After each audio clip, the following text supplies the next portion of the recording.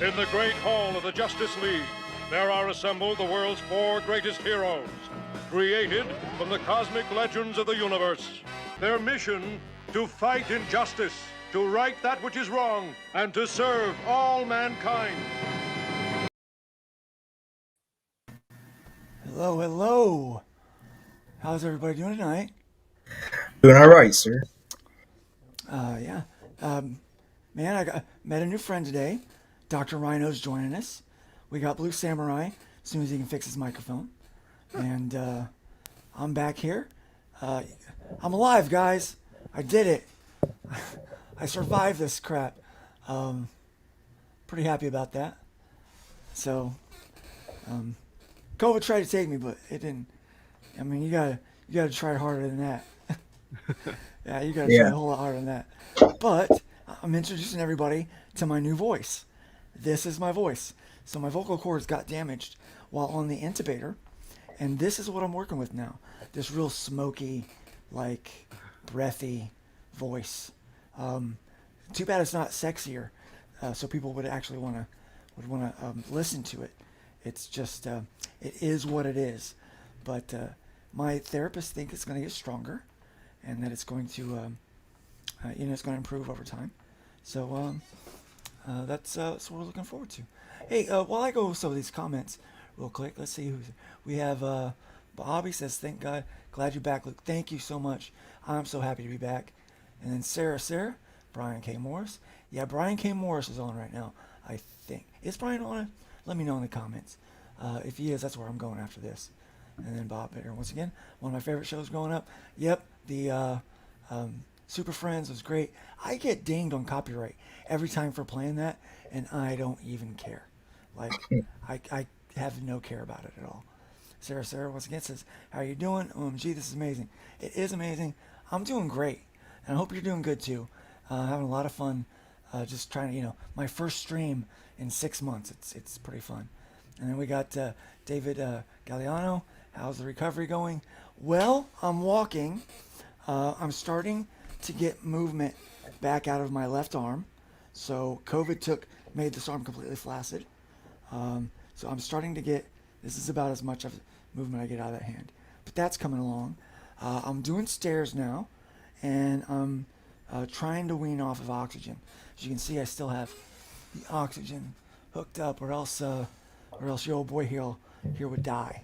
So we're gonna try to keep from doing that live on the air tonight. We'd like to keep this a nice family friendly show if we can. So so yeah, so recovery is going well. It's a long journey. It's gonna be a long journey ahead of me, but we're working on. I'm working on drawing this week, and finally sat back down at the tablet and trying to get some pages cranked out. And the Woke Breaker, love that name, by the way. Hail, love you guys out there. And then we got him again. How's it going? It's going great. Bob again comes in with Trashman action figures, amazing, and I love the Trashman sketch. Thank you. I'm so glad that you like those things, and I want to right now officially apologize to everybody that backed the last campaign. I got sick right at the end of fulfillment, and there was a lot of people that had to wait an exorbitant amount of time for their perks, and I am so sorry that happened. And for everybody that backed this last one, if you come back and back the new project that we're getting ready to launch here soon, I'm going to make sure that you get a special gift for being a good return and supporter and helping me out. So I appreciate that, guys, so much for you doing that. And I'm glad that you enjoy that stuff. Really glad that everything got to you guys finally. So my wife and daughter did a great job of helping out with that. And Sarah said, "I'm not sure about BKM on Wednesday evening." I'm not sure either. I've been out it for so long, I don't even know what people are doing anymore.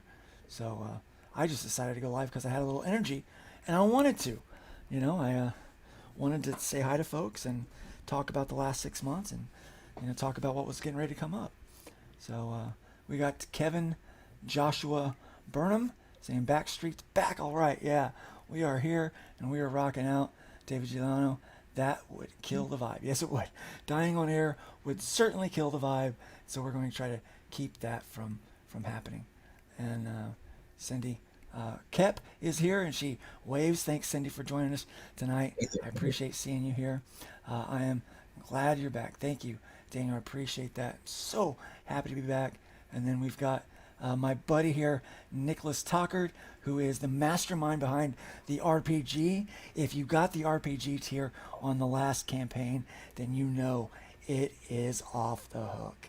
He's awesome, and he has got the core rulebook finished, and now he's just waiting on my crippled butt to get it ready for print. So we are going to be releasing that this year, and I can't wait for it to come out. Nick is a tremendous guy and a wonderful friend, so I'm very happy that Nick, if you need a link to the show, let me know. I'll send it over to you, and so you can jump in if you want to. And then Sarah, the Nevermorians are piling in. Yes, they are. I'm seeing those names. It is so great to see everybody. Definitely feel the love tonight. And then we've got Teresa, I think it's Williamson, I believe is how it's pronounced. So glad to see you up and around. Yep, I'm up and I'm around, and I'm feeling pretty good right now. And then Blue Samurai, not a worry, you're on the few with a valid reason for being late. I think it might be. If someone, I did have to issue one refund, but I felt so bad that I issued the refund and I sent them their perk because I felt bad that they had to wait so long. So it wasn't any big deal for me, it's just go ahead and send it because it was important that for me that they got it. And then Sarah, once again, need to apologize. Yeah, near death. And I'll talk about it a little bit tonight, but it was about as close as I've never been that close to death, and I mean I could tell I was going down. We've got Dallas Panda Marshall Mora. Yeah, they're okay. Awesome. He's invoking some names. So yeah, let's bring him in. Let's have a good time tonight.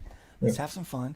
And if you're out there and you want to jump in and chat with us, I can offer a couple of links to the StreamYard if you want to hop in. We've got a little bit of room here, but say no need to apologize.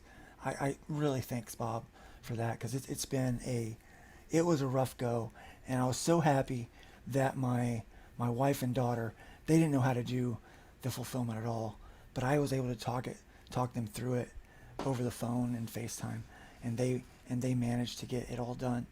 And man, just having that support here was tremendous. We got Todd from Redshift Comics. Welcome back, buddy. Thank you. I'm happy to be here. My friend Steve Brandstetter, another man of God, man in the ministry. Good seeing you, Luke. Thank you so much. Very happy to be seeing you tonight. And then David says he wishes he could hang, but it's writing night. I understand. You got to get to work, man. It's more important now than ever to get out there and start producing quality comics and quality entertainment for people. Forest Publishing, my good friend Richard Embry. Luke, that's me. That's my name. And then my sister is here. Hey sis, I love you too. And we got Blue Samurai talking in there, Blue Forest, people talking back and forth. So yeah, it's great. Continue to talk. If you guys want, here's what I'll do. I'll pop a link down here in the comments for you. So if you just want to follow that and pop that on over and come in, I will let you in. I'll try to pay attention to what's going on down at the bottom. But let's talk for a second. Here's my new friend, Dr. Rhino. Hey there. Dude, introduce yourself and tell the people that are watching what it is you do. Give us that elevator pitch. All right. Oh yeah. So I'm totally new to this whole streaming stuff. So please excuse me if I'm a noob. But This is safe zone for noobs. so yes, I'm working on a book. Not It's like a dark fantasy book, and it just deals with a family of gods. So I've been working on this book for close to 11 months, almost a year. and I'm finally on the last chapter, and I feel like I'm gonna you need some more rewrites, add some more stuff to it, and I'm just the whole art and everything. Looks like Blue Sapphire. No mic tonight. Sorry, Uh, sorry, Blue. Love you too, brother. And maybe next time you can get that mic working, we can have you in. yeah, Always love your insight and input. Very creative, very creative thinker, and a good friend. Um, very good friend. And then my good buddy Justin Markley, we used to do ministry together. We ran a youth ministry together, and so thankful to hear you. See you're doing better, bro. Yeah, I am 1,000 times better than I was, but I still have a long way to go.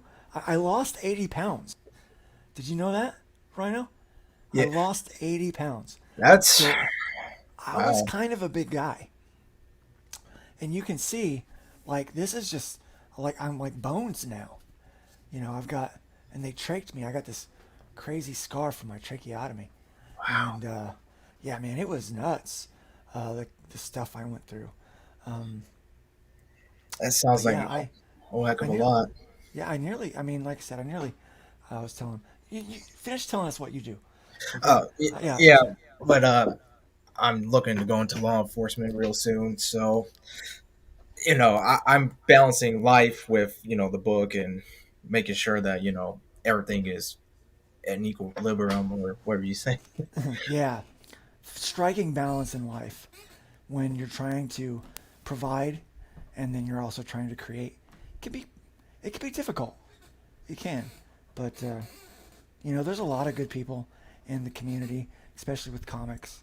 Um, now, I mean, I, I don't know if you're a part of the community or not, but I kind of became friendly and joined up with the Comicsgate folks a while back, and have really those guys have been extremely supportive, not just in terms of dollars and backing, but they are very supportive in like while I was sick, and then just offering help. Nick, can we hear you? Nope, don't hear you. Nope. Don't hear you. It's mic problems all around tonight. I had problems with my mic before I started. I had to fix before, but I'm crazy like that. Hey, But man, it's great that you're going to go into law enforcement. Law enforcement is a great career choice, and man, we really thankful that that you're going to do that, Well, and here. that you are creating comics. And Nick, you're working. We can hear you. So, can you hear me now? Yeah, yeah, we got yeah. you. Oh, sorry, the headset decided to short out. Ah, God, it's so good to see you. I will tell you, I got about 15 minutes before I take the pill that makes me drop like a rock, Yeah, which I is didn't why take I had. that pill, so I could do this. They're like, "You Oh, want this one?" I'm like, "I want it, but I'm not taking it." oh yeah. So like, I have my wife's like, no, you set the alarm. You have till the alarm goes off, and then Yeah, you have to say goodbye, take your pill, and then crash. I'm sitting on my heating pad. Man, I'm Oh, telling you, I'm a hot mess. I'm a hot mess. And you can you're hear this is my new voice, Nick. This hey, is it. no, hey, that's the start. There's a lot of Yeah, honesty. It doesn't have to be pretty when you're telling the truth, my friend. yeah. That's Well, I posted just a little piece of a frame that I've been inking today. I have to add two more fingers. COVID brain is real. Oh yeah. I sometimes forget my phone number or how to pronounce a word. And on this case, I forgot how many fingers are on the human hand. But I remembered, and I'm going to fix it. Hey, So, I do that kind of stuff all the time, and I don't have COVID as an excuse, so you're fine. And rest assured, as long as I'm there, you're the pretty one. So, I appreciate it. I don't you know, get man. that. Dr. Rhino's pretty handsome. Oh So, yeah, I mean, Uh, our friend here so is just Sarah, flanking us. Sarah says, you're working while close to, yeah, let's just say it, death. I'll tell you, they tried to take me out, but you got to try a lot harder than that. Oh, to take out a stubborn Hoosier. Like, it ain't going to happen, all Preach, right? I'm a, preach. You yeah, I'm a know, stone. yeah. We don't start fights, but we finish them. Let me tell you. I, Yeah, I I I love how much has been thrown at us to try to keep this project from going on. Because yeah, I got nailed with my hands not working for that yeah. whole time, and hammering that out. And now this, like, I'm going to tell you, 20 years from now, in 2042, when we're at the big, like, hybrids, in our 60s. conquest. Oh, yeah. Old guys, you don't know. We survived the COVID You and all don't the know what it crap. was like Yeah. in 2020 through 2022. I'm telling you, brother. Yeah, yeah, it's crazy. But yeah. So another thing that a lot of people don't know is not only did I was I intubated and extubated, but before I was extubated, they went to place a feeding tube in my stomach, a G tube. But my stomach, they perforated my stomach, and they had to come in and do a rush emergency surgery because it was way worse than they thought. So they made an incision, realized it was worse, they needed more room, made a further incision. I woke up in the middle and Oh, felt God. the surgeon's hands on my abdomen. Craziest thing. And I'm like, ooh, if you can avoid it, do. But so they wound up placing a J tube, which means it bypasses the stomach, goes down into my jejunum, which is part of my small intestine, I think. And so it goes in my jejunum. And from there, they were feeding me through the feeding tube there. But the whole time my stomach shrank. Well, now I'm trying to get it removed. It's infected and it's been Oh, out of use for 2 months. And so trying to get that. But I almost died on the stinking table when they were putting in something as simple as a feeding tube. And I'm like, again, if you're going to kill me, you got to try harder than that. Come on, you know. So I'm just grateful to be here and be hey, alive. not to So preach at the preacher, but it sure seems like the enemy keeps coming at you again and yeah, again and just falling short. That tells you, man, life is like a video game. When you hit that resistance, that's yeah. when you're doing the right thing. And You another know? great We got the miracle, 9 lives. Yeah, Oh Randy yeah, Zimmerman came home today.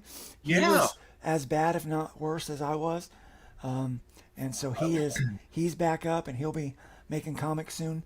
I hope.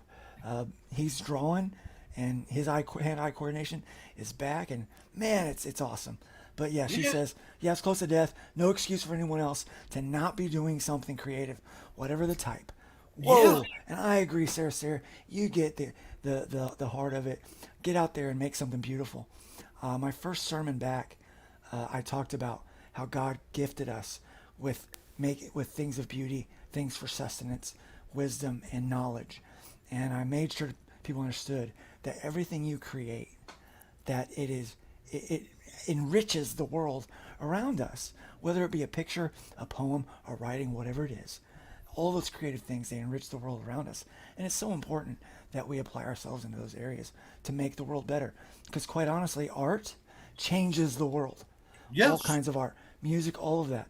And right now, our world needs a hefty dose of change because it's ugly and it's broken and it's negative. And we just want, to share the love, and we want to share hope, and we want to share peace, and we want people to get on the same page and be on board with one another. So, Yeah. yeah, Sarah said, yeah, 80 pounds. I did lose 80 pounds. It was a great diet.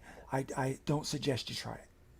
Well, I donate my excess to your recovery. Like right now, powers that be, however you want to look at it, I donate the Yeah. stuff I'm carrying. It's just been in storage, man. It's just in storage, you know? You see how skinny I am? Look I at this. know it's It's like freaky. I got no muscle atrophy like crazy. So I got no I'm muscle. sorry, bro. They got me on the You're floor today to try to do some push-ups, right? And so I get down on one knee and I go put my arm down and I go and I face plant right on the mat and I oh, just laugh because I'm like, okay, welcome floor. hello, old friend. Yeah, I yeah. mean, So you kind of pulled a reverse Steve Rogers, but you know what? That's okay too. You know? Todd is asking, what's the book about? So I think he's talking to Dr. Reno. Oh, What's yeah. what's your book about? So the book is about, well, it's a dark fantasy, and it's about Ooh, a family of gods who are tasked. Well, they're tasked to keep the world in balance, protect the mortals because of their father. Their father banished the great evil, so they know the great evil is going to return, and so it's the father's children to, it's going to be their duty one day when they're all grown up and they go from godlings to gods and goddesses. that okay, we're ready for you. So this So sounds a little bit like a modern day Greek mythology. Is that kind yes, of the vein? Man, that yes, sounds like it's going to be really entertaining. And you said you've been working on this for what, 10, 11 months? almost a year. Yes. Almost a year. Man, I'm telling you what, the one of the hardest undertakings that I've experienced is trying to make a comic book. Now, I've made quite a few now over the years, but man, that first one, that's a beast trying to get that one out. But I'm telling you, when you get the print files, when you get the hard copy sent to your house, and you pick it up and you smell it, oh man, I'm gonna tell you what, that feeling that never gets old. It never gets old. That's my favorite thing is to see one of my books in print, and man, that very first one, it's like cloud nine. I yeah, Oh, Oh, I'm sorry. yeah. It's always in reach. Always. I don't scream without it. Yes, I'm sorry. oh, It's my like I books are know. my books used to be in reach, but now they're just out of reach because I don't have a lot of motion Hey, these days. hey, we know. So Nick is here. We love Nick. And Blue Samurai says, now that you've lost weight, don't go finding it. And honestly, I'm not. So my taste has changed, you guys. Check this out. I no longer like bread. I loved bread before. I hate this stuff. I don't know if it's because they pureed some bread and gave it to me when I was on the puree diet. And I was like, I turned my nose up at it. No, that ain't happening. But I don't like bread anymore. In fact, what I want are vegetables and meat. Basically, anything that comes from the land or water. That's what I want. I crave it all the time. I don't like snacks. I don't like sweet stuff anymore. My taste has completely changed. My personality is a little different too. I really woke up a different person. Yeah. So it's like, I describe it this way. You guys are familiar with Doctor Who, right? Yeah. Yeah. Yeah. Yeah. So you know the regeneration process. It's the same person, but it's a different person. I feel Yeah. like I was regenerated. I feel like I'm the same guy. There's still some of the same loves and interests and all of that, but there's something clearly different about me Oh yeah. than what was there before. So my sister Kelly is here. Kelly, I love you. It's so good to see you in the chats. Something that happened while I was intubated was my dad passed away. I don't know if you know this or not, Nick. Oh, I'm so sorry. My dad passed away. I'm sorry And about that. I went in on the 30th, and that day he had texted me. And he said, son, I just need to know that you're okay. I love you. And I can't delete that text. And I didn't find out that my dad had passed away until after I left the ICU and went into the LTAC unit down in Green Cove Springs. When I went there the first day, my wife was in tears. She goes, please don't hate me. But the ICU would not let me tell you this news because they didn't want it to affect your recovery. And she's like, your dad passed away. And man, it hit really hard. You know, to think, I missed being able to go and spend the last couple hours with my dad. But thank God my sister Kelly was there with him through that. Then I'm trached. I can't talk, but I'm his technical only living relative. You know, he's a stepdad to everybody else. He's my biological father, and so I had to make choices and sign off things, and I didn't even have a signature yet. You know, so they're like, okay, just make a mark, and we'll video it, and that way you can go forward with the cremation and all that. But this summer, I plan on going up, and we're going to have a memorial and memorialize my dad. He instilled a lot into me, and the last 6 months it's been a crap show. I try, Sarah. I mean, that's why, in a couple minutes I got to take the med because Yeah. I don't want to lose my cred as the radiant being of goofiness Right? that, Yeah. crashes everything. I told my wife, I know I'll probably if I don't keep my hands off screen, they'll see me shaking because it's that time of night. Yeah. But Sarah says she's never heard of COVID brain before. There's a lot of things that we deal with post-COVID. Like some people have a COVID arm, like mine. It doesn't work very much. So this used to work great. It is starting to move now. Okay? And Saw that. I'm starting to be able to bend it up by itself. So I'm getting some new movement. But guitar is out of the question for a while. But yeah, so, and then some people have COVID foot, which is just a paralyzed foot, or flaccid arm or whatever. But then there's also COVID brain, where you just forget stuff. Like you'll be right in the middle of stuff. But thankfully, I never really went into the vegetative state that a lot of people did. I was able to keep sharp. So once I came out, they were surprised because I was mentally sharp. I knew where I was. I knew what was happening, what was going on, and I give that up to God. That's He definitely did that. And so yeah, but yeah, COVID brain still a thing. So sometimes and I sometimes forget how to pronounce words. It's so funny because I'm like, and I start sounding like Arnold Schwarzenegger. I don't know what the word is, and then they're like the word is cake or something simple, and I'm like, and it's just weird. But yeah, so I still deal with that a little bit. And my sister says, "Amen, baby brother." And then we have Comics Talk with Pop Fans Aunt Luke. That's me. That's my name. And my name's gonna be around a lot longer because they didn't kill me yet. And then Cindy kept, yikes, yeah. Whoa. Oh, my good friend Joe Spicer. Good to hear your voice, Luke. I'm glad I got a voice. It's different. Anybody that's familiar with this voice, they know it's different. But it works. And so we're. It's a lot better than it was the last time we talked.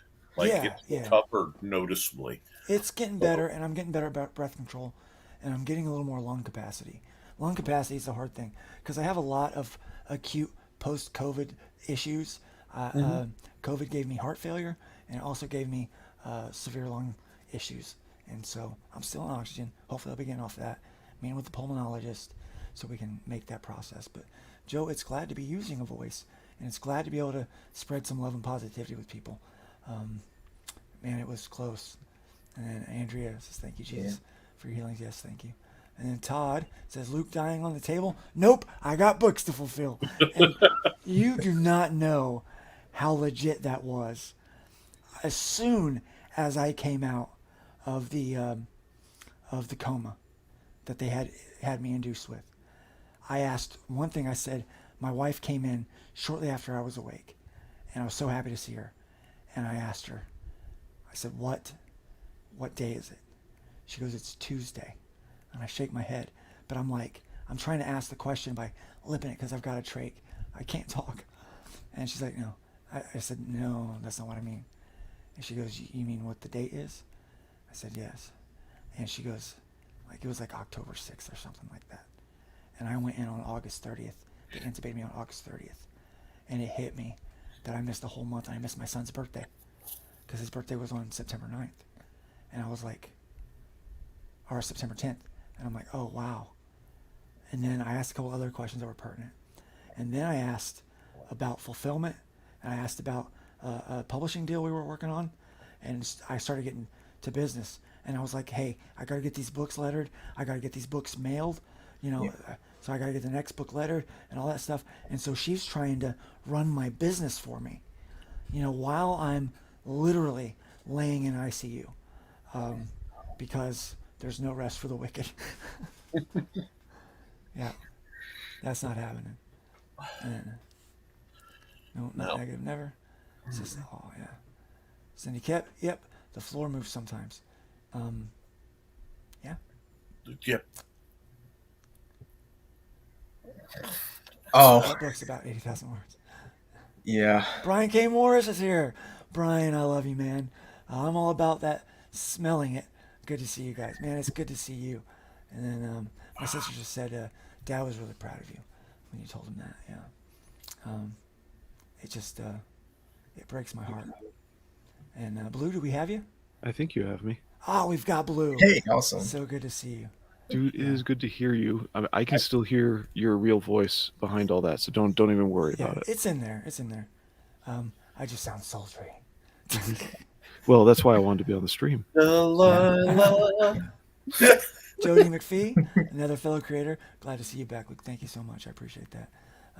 Friend of ours, Carolyn Willis Curtis. Hi, Luke. Thank you for being here watching tonight. Appreciate it. Blue, there you are. Don't delete the text. Take a screenshot and photo of it. Yeah, Yeah. I won't delete that text, man. It's I go back and I look at it, and I just think about.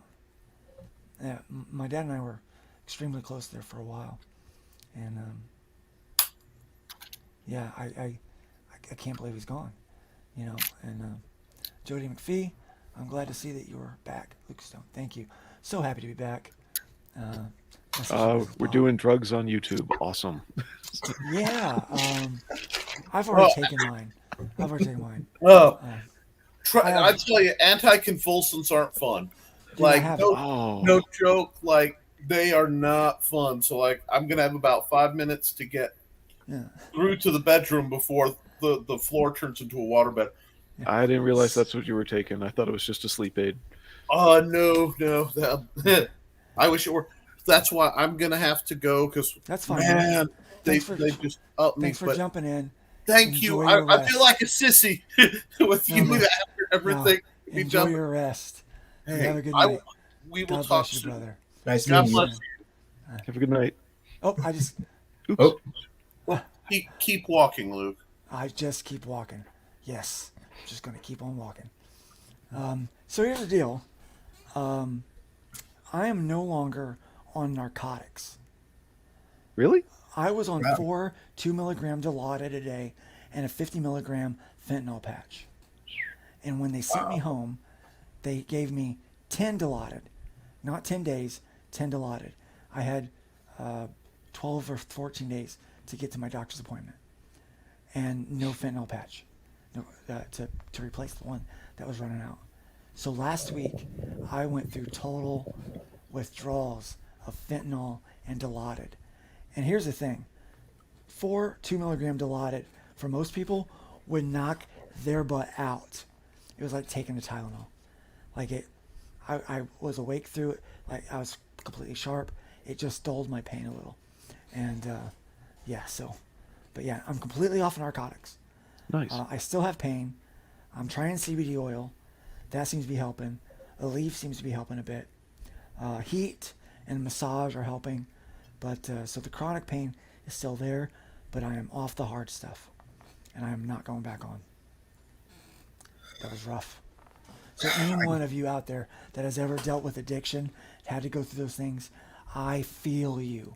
Like, there was nights when I was like shivering and sweating at the same time in the dark, and every sensation, my brain turned into extreme pain. A blanket touching my leg felt like extreme pain. Man, I'm telling you, because my brain needed the drugs so bad. Man, any one of you that's ever had to deal with that, my heart goes out to you. And if you're struggling with that now, feel free to message me and talk to me. And I'm happy to talk with you about that, about my experience and how I was able to get through those 2 weeks, because it was a really, really rough 2 weeks. So, Luke, you were already a really compassionate guy in the first place, and now you have all these other experiences too. yeah. I'm definitely a different person coming through this. And life is a gift, man. There's things you take for granted. Like, I had to relearn how to breathe on my own. I had to relearn how to swallow. Had to relearn how to talk. Had to relearn everything. Articulation with my hand. Relearn how to walk, balance, sit up, all of that. I couldn't sit up on the edge of the bed because I had no abdominal muscles. They had completely atrophied. So I would sit up and I would hang over and stuff. And I was just pain trying to do that. It was hell. I mean, it was. There's only one way to describe it. It was hell. But going through it, I've learned a lot. I've experienced a lot. And so I'm a different person. I'm going to talk about this on Sunday. But I look down at my hands and I don't recognize them anymore. You know, and there's that phrase, I know it like the back of my hand. You know, so what is it in life when the things that you recognize or you know, what is it when those things are gone? You know, and they're not the common thing anymore for you. And that's kind of what I've been experiencing, is like all the things I thought I knew and understood are completely gone. And the only thing that remained at the end of the day was my faith, my family, and my love for people. And so I was like, that's all I have left. At one point I couldn't talk, couldn't move, couldn't do anything. I was literally worthless to the world. I had to have people wipe my butt. You know, I couldn't do anything. And but the one thing I knew that I could do is I could love as strongly as I could. And so I tried to love on my nurses and my CNAs and my doctors and anyone that would walk through the door. I just tried to show them kindness and show them some love, because, there's a love deficit in the world. And yeah, so anyway, I'm not here to preach. You're a perfect role model, sir. Well, I appreciate you saying that. Too late. Too late. Preaching already. That was the blood of Jesus. Yes, amen. My nephew.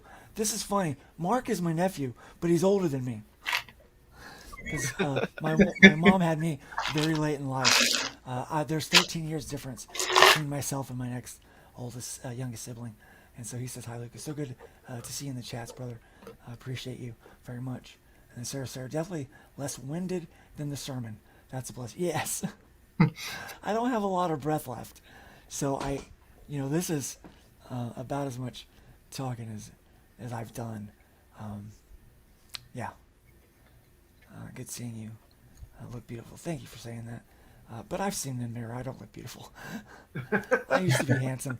But it'll come back. Sarah says, when you mention the smell of your books come in, how is your sense of smell?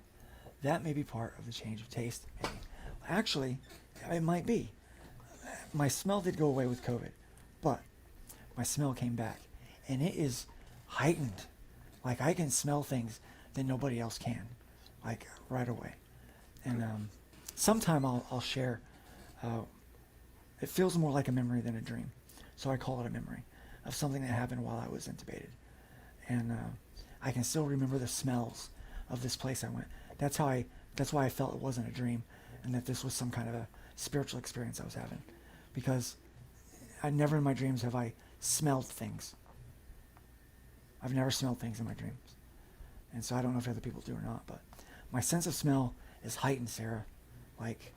And so bad perfume, fart wafting through the store, yeah, I get it right away, and I'm like, oh, or something smells good, I'm like, oh, that's nice. But yeah. I can only imagine. Brandon says, welcome back, bud. Thank you very much. And then Bob says, Hybrids Remaster is awesome. Big fan of foil covers. Thank you. I'm really happy that you like that. And the release with Arrow Comics is something I'm very proud of and very excited about. But what's happening right now on this is I have remastered issues 1, 2, 3, and 4. 5 was pretty well perfect, I thought. And then I'm remastering a couple of pages of issue 6, not because they really needed it, but because I wanted Brian Dawson, my layout artist, to have credits on all of the books, and he didn't do any layouts. So he did layouts for 2 pages, and I'm redoing those 2 pages. And so they look better. I'm glad I'm redoing them. So we're going to have those recolored, and so there will be a remastered issue 6, because that one was technically a Terraform Comics release, and I wanted it to be different for the release of through Arrow. And so very excited about that, and it's looking great. I'm also, issue 8 is finished, just has to be lettered. We're getting ready to crowdfund that, trying to figure out when the best time to do that will be. And then also I am drawing issue 9, and issue 10 and 11 have been written, and the layouts have been done, and I am almost finished with issue 12, and the layouts will be done with that, and that will finish the full arc of what I wanted to do. And then after that, it's just icing on the cake, and it's fun from there. Looking forward to that. So that's kind of the future of what we're. When you say the full arc of what you wanted to do by issue 12, you mean for this second arc? No, that'd be a third arc. The second arc ends on issue 9, and so the third arc is called Lifeline, and it's a 3-issue arc. Mm-hmm. And they are, I believe I'm doing 32 pages of interior art. Okay. So for full each. 32-page books of interior art, of story, to tell the story, because I wanted to cram it down into 12 issues, and I'm telling you, I'll be honest with you, this last arc is some of the best writing I've ever done. And I used to be humble about that stuff. But you know what? I almost died. So screw being humble. It's some good stuff. I'm telling you. That's some good work. Yeah. So how long have you I was gonna ask, how long have you been working on this again? Like when it first began. I started in 2015. Okay. Wow. Yeah. So I started in 2015. Took some time off, because of work and things like that. But really got back into the last few years. And the plan was to have, right now I would be crowdfunding. I was going to do all 3 books at once for the last arc. But we ran into a little problem last year called COVID. Yeah. And it really set me behind. Made me Oh, lose about that. half the year. Yeah, that whole thing happened. Somebody kept says, yeah, anticonvulsants will knock you on your can. I had to read that to pronounce it, so I had it right. They will knock you on your can, and so we're happy that Nick's getting the things that he needs, and I'm happy that we can keep doing the stuff that we're doing together. It's great. Brian K. Morris, love you too, Luke, and you too, Nick, and don't want you to feel left out. I love Brian K. Morris.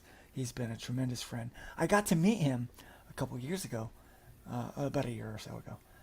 I went up for Thanksgiving, not this year. Obviously, I was in a hospital, but the previous year I went up for Thanksgiving. And while I was there, I met up with Brian, and we were able to have lunch together. It was so great to meet him in person.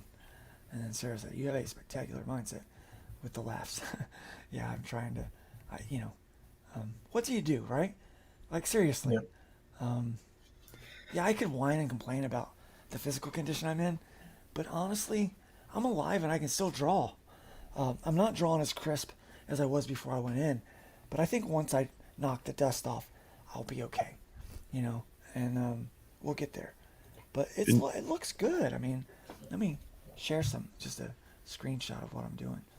And you're right-handed, aren't you, for drawing? I am. Yeah, so you don't have to worry about the flaccid left thing. No.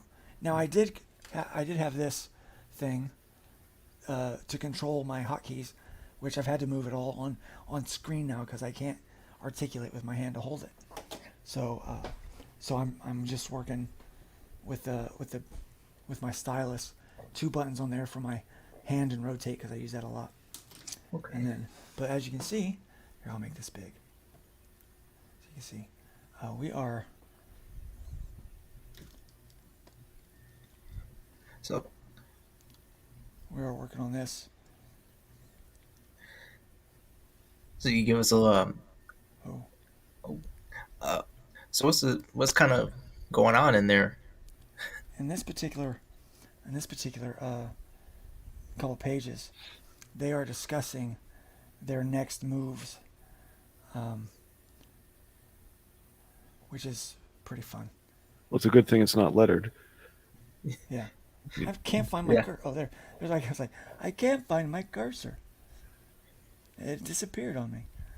So here we go. I'll just move this around a little bit as best I can. See, it's pretty. It's passable. It's passable work. It's not as crisp as my typical inks are. I still have a little inking to do on the wings there. Yeah, my pencils they're okay. It's so impressive that you're able to do this while you're in the state you're in. I mean, that's really impressive, sir. I appreciate you saying that. But yeah, so I'm looking forward to to Oh, that's funny. I'm looking forward to getting the dust knocked off and really getting into more art. The problem is butt power, and I joke about this all the time. But one of the key factors for being a very effective illustrator, especially when it comes to sequential art, is your ability to stay in the chair for a long period of time. Well, So you have to have butt power to be able to do it. And because of my core muscles are still strengthening, I can only get about 2 hours at a time in the chair before my back and my abs are killing me and I have to go lay down. So that's frustrating me. But I think over the course of the next month, I'll build up some more stamina and we'll get there. We'll get there. And Andrew says, I'm so sorry. Yeah. Praise God. Cindy Kep, I'm glad you were able to get off the potent meds. Yes. Gosh, if you've been on potent meds, it's nice when you're on them. Ain't no lie to that. Um, Sarah says, yep, I've been an addict. Going through the withdrawals is heinous. That's a great word to describe it. It's very, very difficult. And Todd says, you're a walking testimony for sure. I appreciate you saying that. Amen. Let me tell you guys something. Sometimes it's difficult to hear some of the words that people say and to accept the kindness.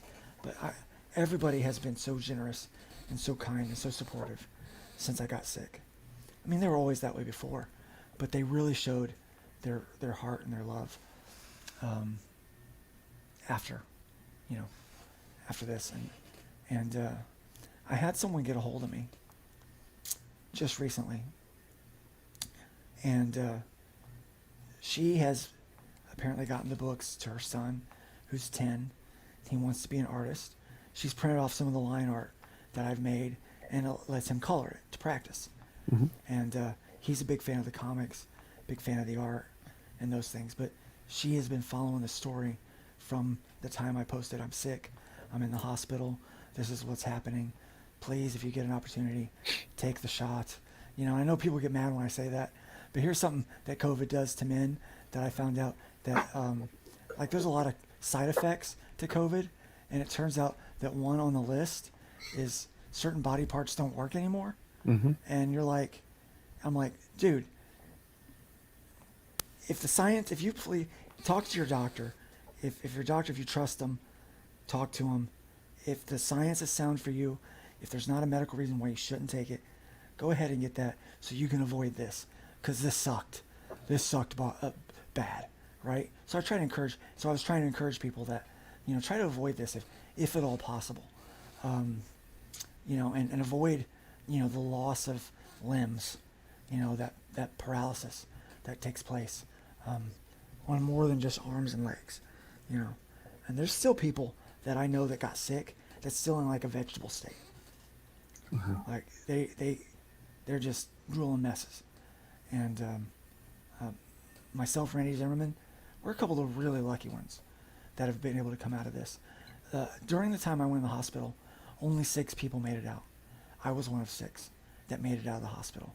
In fact, my new primary care doctor looked at me and said, I've never met anyone who has been intubated and extubated in her entire practice. People understand intubated.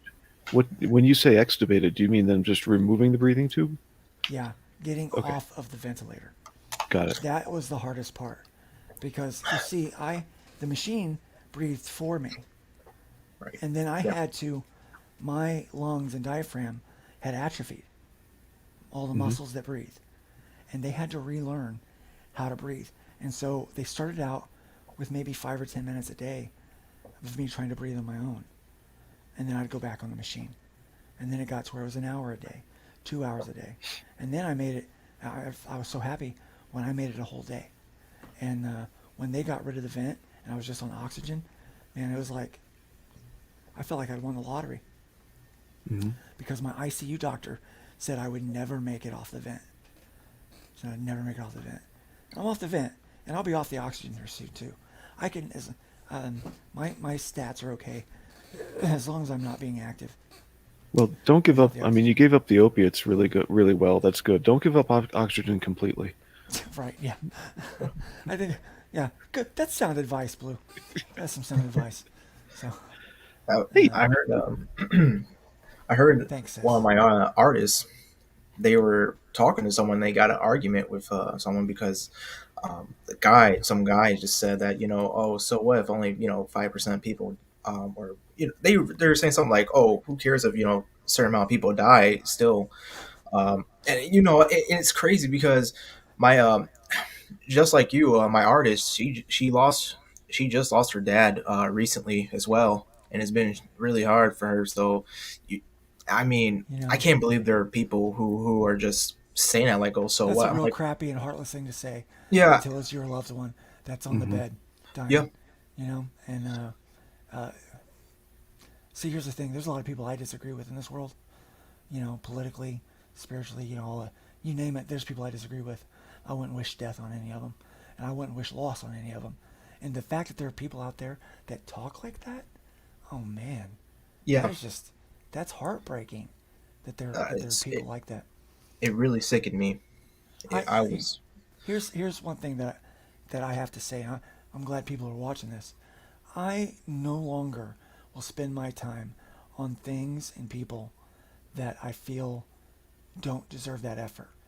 You know, like I will try to make an effort, and as soon as that's over, like as soon as it's been rejected, I have to move on to another person to try to give them hope, light, love, those kind of things, because and I'm going to be very selective with the things I do. Like I'm actually pulling myself off of some of my projects that I had been a part of. Like you're going to notice soon that Voodoo Nations will be coming back out with issue 3, and it's not me on the art. I left that project not because I was sick. I actually left before I got sick because I wanted to focus more on building the worlds that I want to build. You know, the hybrid universe. I've got a book called Juror 13 coming out. I'm working on a story with Piper called Rift Riders, and then I've got The Runner that I'm doing, and then a story called Eighth Day that I'm working on. I got a lot of stuff working, and I want to focus on that and things that I really want to apply myself to. And I loved the project that I was on with Travis. He's a great creator, very hard worker. But it was just one of those things where I was like, look, I got to step away from this project because there's so many other things that require my time and attention, and that really I need to pour into those things. And so you're going to see that a lot from me. Me kind of dropping things that I used to do and just focusing more on certain things. My good friend David Stout, we used to play in a band together. Love this guy. Good to see you getting stronger, brother. Counting our blessings. Still have you with us. Thank you. I appreciate that. We got Jennifer Lauder in the chats today. Nice to see you all. It's very good to see you here too. Oh, the great and the wonderful Don Chen. I'll tell you, I love this man. Hey, Luke, welcome back, brother. And I want to give a special thank you to Don Chen right now. Don created some original art and sold it and sent the money to my wife. And that money was able to go to help pay for some of my medical equipment to come home. So thank you. Thank you for your generosity. Thanks, and Don. Everybody else who donated You're awesome, to one of the projects, either they gave art or something towards it, or they gave their hard-earned cash for that. I want to tell you from the very bottom of my heart that I am so grateful, and that every dollar is going to pay for medical bills, and it's going to pay for the stuff that I need, like canes and oxygen and 3-inch risers on the toilet so I could use a toilet. All this stuff that I never thought I was going to need. You know, all the stuff that insurance doesn't cover. And so I thank you so much for your generosity. And I promise you, I'm going to use every inch of life and every ounce of breath that I have moving forward to pay it forward to whoever I possibly can. So thank you guys so much. I really appreciate you. Sarah's rolling on the floor, laughing, laughing, laughing. You almost need a nose plug when someone goes to the bathroom. Yes, I do. Yes, I do. The woke breaker. Put in the comment. I don't know what comic you're talking about. There's my comic. Oh, the one I had up. That's Hybrids, issue 6. The remastered pages that I'm doing so that we can have the layout artist credited on that book, because he wasn't currently credited on the book, and there was a couple things I wanted to change. I decided I wanted Chlorine's hair to be a little longer, because by the time I got to issue 7, I started drawing her hair longer, and I liked it. And I'm like, well, her hair can't grow 6 inches overnight. So I went back and I fixed that, just so that it has some continuity for the trade, because the trade will be out in a few months. I promise you that. And so anybody that likes the trade. And so what I'm going to do on this one is I'm going to have an option. Oh, excuse me. Ooh. I'm going to have an option where you can get the trade and issue 9, or just issue 9, or just the trade. That way you can have all the floppies, or you can bypass all that and have the trade. So that's what we're going to do with this one. I haven't done that before. I see how it works. Just letting all the remastered issues when available. Yes, Bob, thank you very much. I appreciate that. And I hope to have all those available soon for all the previous backers. Randy just got out today. He just got home today. And so we've got to figure out, once he's ready and filling up to it, the transition of coming back home, guys, I don't know if you know this, but it's stressful. Mm-hmm. Yeah, it's stressful. And so once he gets transitioned, he deals with a couple things on the publishing end. Once he has a game plan, then I'll be the first one to let everybody know what the plan is and how to get those books and what we're doing. And Bob said it. The book is called Hybrids. Thank you, Bob, for being in there, helping out with the chat. And then, okay. No problem. Cool. Yeah, no problem at all. Todd, Luke's art has progressed so much over the series, and the writing is really good. Thank you, Todd, for saying that. I have gotten better, but I hope you guys have a little grace with me on the post-COVID stuff, because it's not quite as pristine as I want it.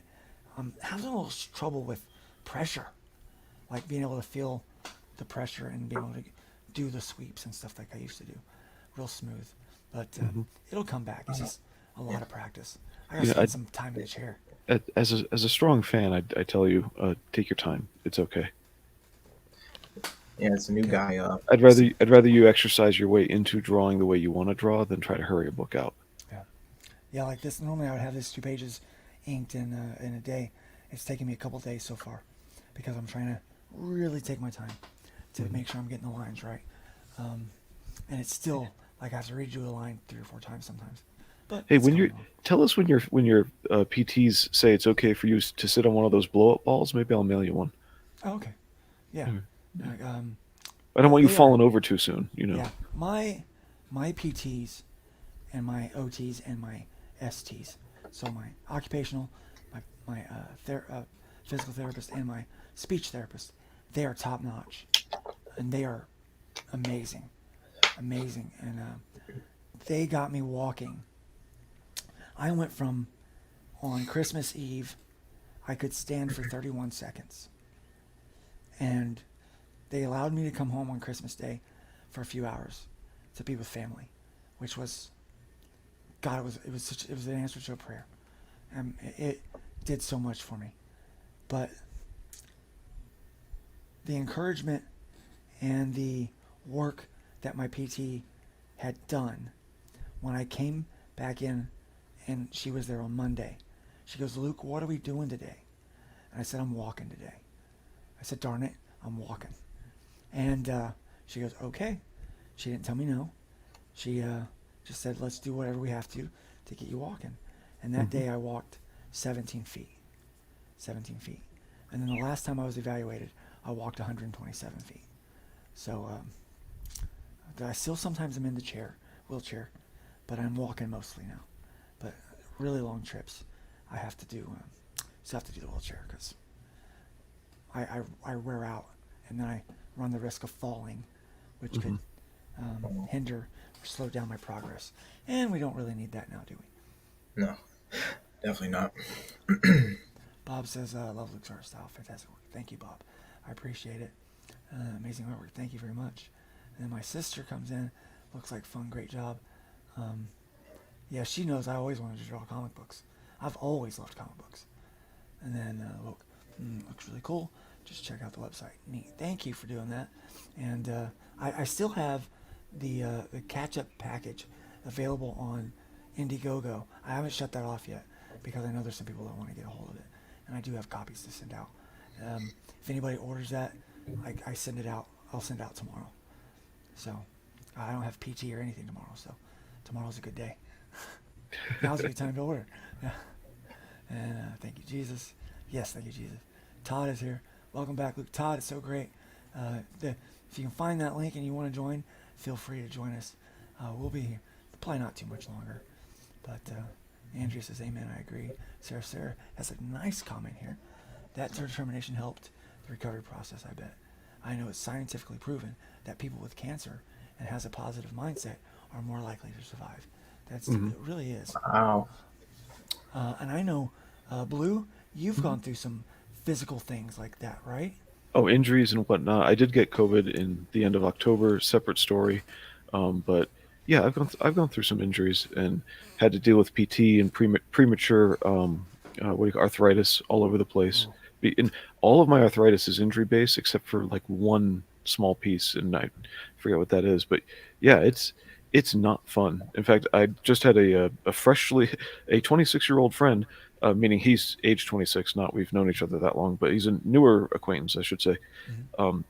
Freshly minted massage therapist. Just happen to know him from both gyms that I go to, Nice. and he's reminding me because he knows I'm rebuilding after a whole bunch of garbage. He's reminding me you need a deload week. You need a that kind of thing.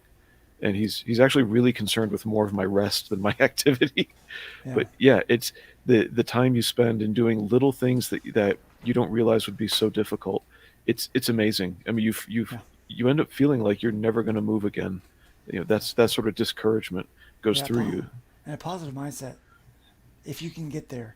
Now, some of my medication caused some severe depression, Ooh, which was really difficult to go through. So, like, I had to remind myself, like, Luke, you don't really feel this way. You don't hate you, you know? Like, I went through this period where the medication was so, it caused such bad depression that I was waging war on myself every day in my head, you know? Um, and it was bad. In fact, I just got off of gabapentin a day ago, and I'm on a new medication for nerve pain, and I already my countenance is different because I mean, the gabapentin was one of the drugs causing the depression, and I just was indifferent to things. I didn't care, and yeah, I hated being on that, so I'm glad to be off of that one. But yeah, the positive mindset really helps you get through that stuff. Doc, have you been through injuries like that? I caught COVID before we knew about it. I had, the symptoms were all the same, and then when when they start comparing, I'm sorry, I'm a little nervous, but when they Yeah, started it's alright. showing off like the symptoms and everything, I was like, this is all lining up because I never felt I was done. I mean, I was like just on the bed for almost a week. I never been that sick ever, and I just the loss of taste for a week after and all. Luckily, it came back, but it was horrible.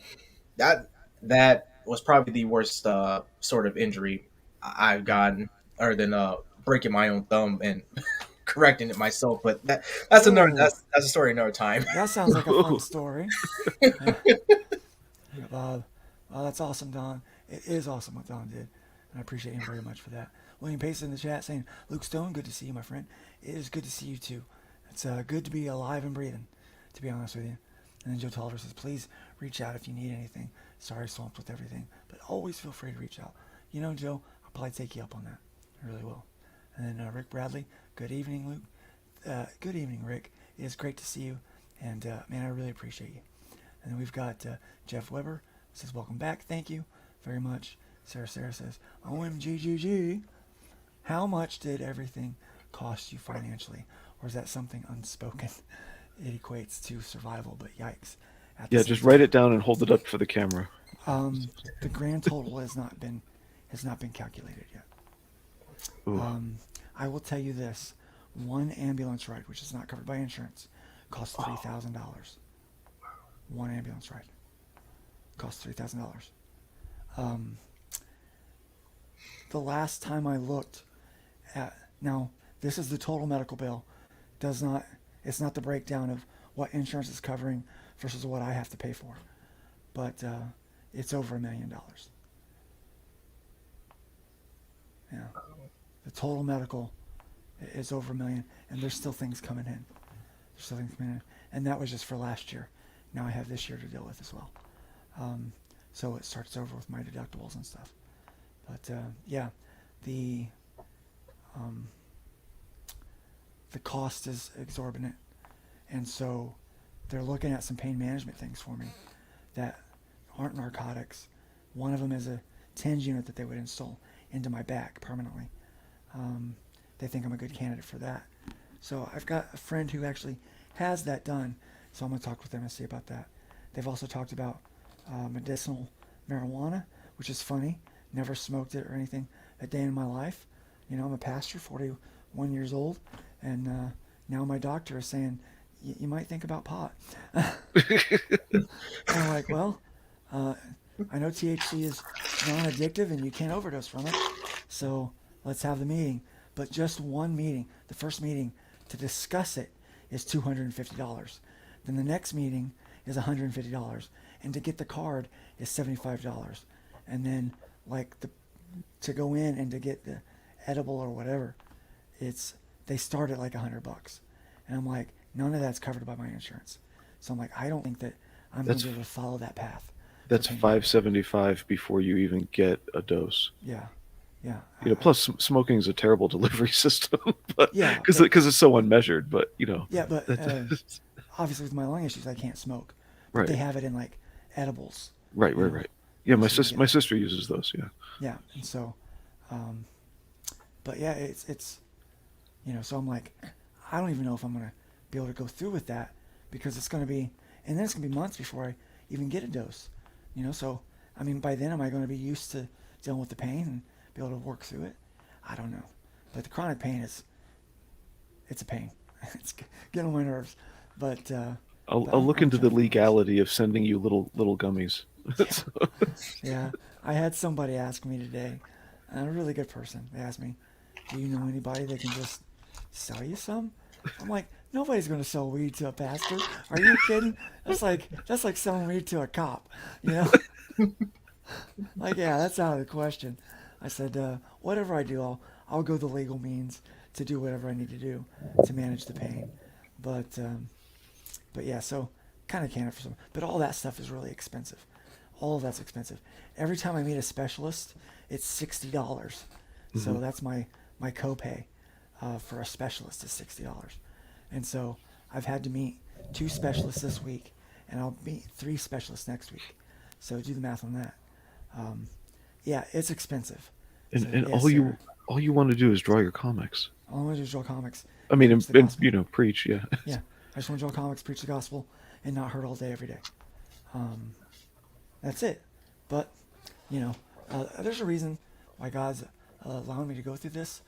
I may not see it right away, but I know that through the process, I'm growing stronger as an individual, mentally and spiritually. My faith has grown stronger. And, my journey can be a testimony to other people. It's helped people already, I'm happy to say. But, yeah. And Rick Bell says, glad to see you broadcasting again. Missed you a ton. It's nice to be broadcasting again.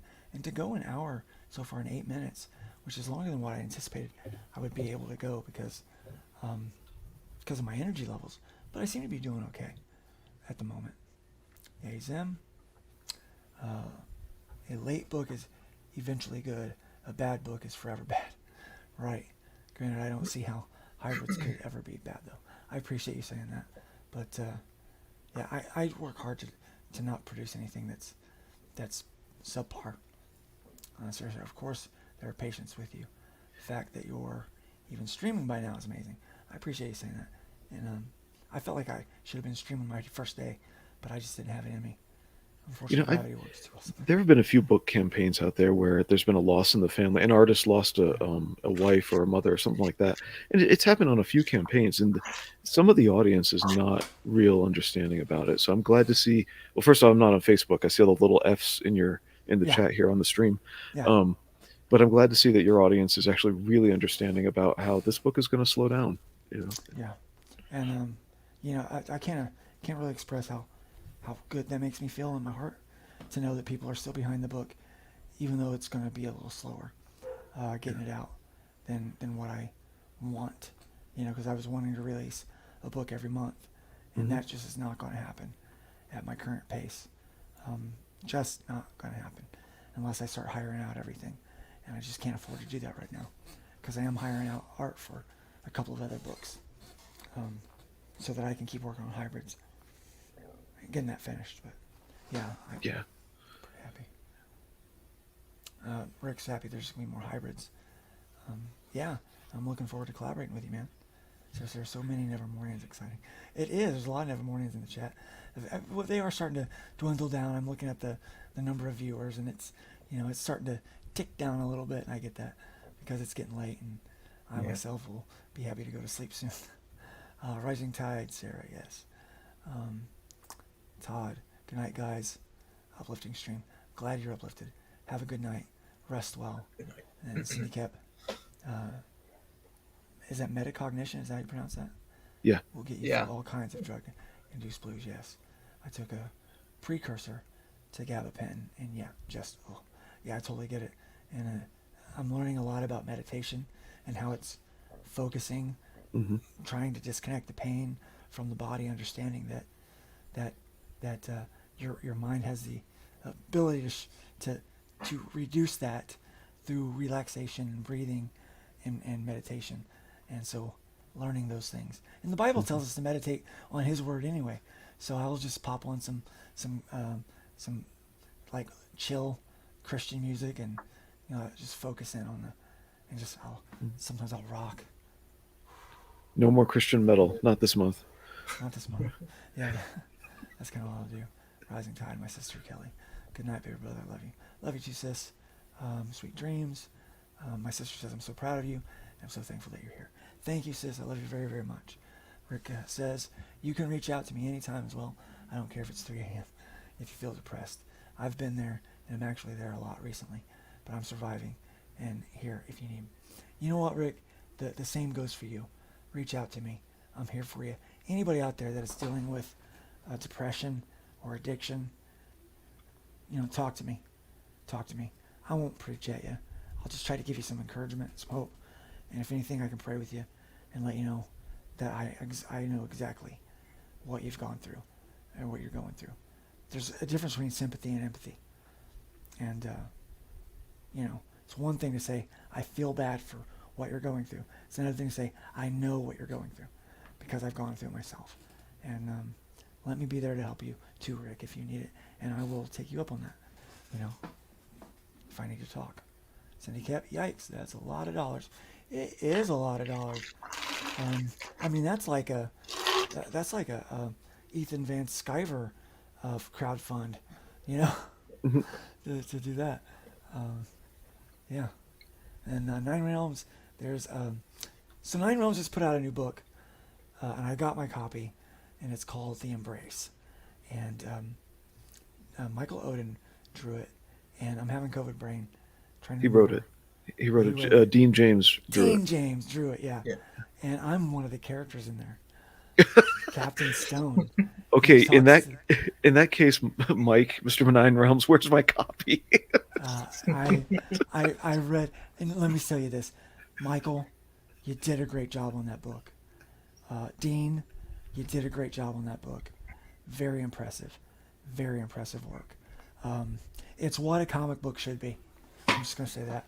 It's a great book, and I'm looking forward to more coming out from Michael Oden at Nine Realms Publishing. Andrew, wow, yeah, it's very expensive. That price sounds about right. I work in claims for Blue Cross and Blue Shield, and I've seen them anywhere between 100 to 2 million or more. Yeah. I'm going to get real close to that by the time this is over. This is I am on Blue Cross Blue Shield. This is like a cancer survival. Yeah. I'm not joking when I say I was taking my last breath. I felt it coming. I felt my life leaving my body. I had a conversation, and I said, finally, I said, yes, intubate me, because the doctor said, if you don't, you're going to die. If you do, you got a 5% chance to live. And I'm like, well, 5% is better than 0, so let's do it. And the nurse held up my phone, and I FaceTimed with my family, and I pretty much told them goodbye, because I thought this was it. This was, old Luke was cashing out, and it was a trying time. There's something that happens when you're that close to death. You just look at life differently on the other side, a lot differently. Yeah. So Sarah's like, yeah, those expenses to survive breaks my heart that they charge insane amounts of dollars they are making at the survivor's expense. True. Yeah. Thankfully, my insurance is going to cover a larger portion of that than what I have to pay. But there's still a lot coming. Like, I've got like a $5,000 out of pocket this year, which I will probably hit that by the end of March, beginning of April, is what it looks like right now. That if my $5,000 deductible will be met through prescriptions and doctor's appointments. Yeah, So coming up with $5,000 by the end of March, beginning of April, it's going to be a real task. But once the insurance kicks in and has to cover everything else beyond that, it's not going to be a big deal. Bob says he's going to be right back. He's got to head out to work. Finally back after being off for another month. Wow, Bob. Can't believe another month. Really happy to be back to work. And we're happy you're working. Work is good. Work is fun. Mostly. And then Rick says, when I start making that Stephen King money, I got you, Luke. Thank you. That's awesome. And Rick, I think you will one day. I really do. Oh, my editor Piper's in there, throwing up some hearts. And a good friend. She's writing Rift Writers, which we're going to crowdfund that this year. So, and we're going to be doing that soon. But we're going to have to crowdfund that with the first 6 pages that everyone can see, and crowdfund to be able to pay for the production. Because what I had planned is I thought that there was a pretty sizable distribution thing that was going to take place for hybrids, but that didn't happen. Whether it be because COVID or whatever, that didn't work out, unfortunately. But that was going to be bringing in a bunch of checks for each issue, and that money was going to go to not only take care of my family, but to pour back into production, especially on like the book Rift Riders, which is the next one in production for me that I want to do. And so, with that gone, now I have to pivot and find another way to fund that book. And so we're probably going to have to fund that book and then have a later promise date for delivery. But the artists and the colorists are motivated to meet a tight deadline when that book gets funded. So it won't be a problem getting that out to people. But it's a great book, and Piper has done a tremendous job writing it. And Odin says, welcome back, man. Thanks for having me. Glad. And people are still watching, so it's really good to have you guys here with us. And Telepathic Bunny, welcome back. Luke, hey, good to see you. My sister in there. Thank you, Jesus, for the family. I love you. We love you too, sis. Adventures of Piper saying hi. A lot of love thrown around in the chats tonight. My heart is smiling through this live stream. I'm so glad, sir. I'm glad this could be an encouragement to you. And I just like sharing a little positivity. There's a lot of negative streams out there. People right now, they're talking about Whoopi Goldberg, and they're talking about all this other stuff going on. They're, all these things. And people have been talking about, the game thing, that lady's rant, and, all this negative stuff. We ain't got time for that, man. Life's too short. Let's have fun. And then, Cindy Caps, slow but steady wins, yeah. Sister, she's going to go. Thank you, sis. Love you very much. That's been my motto lately. Slow and steady wins the race. I get impatient with my own healing, and pushing too hard, too long backfires. Yes, and that's one thing I've had to. And so, Blue, you said something that your guy is more focused on your rest than your activity.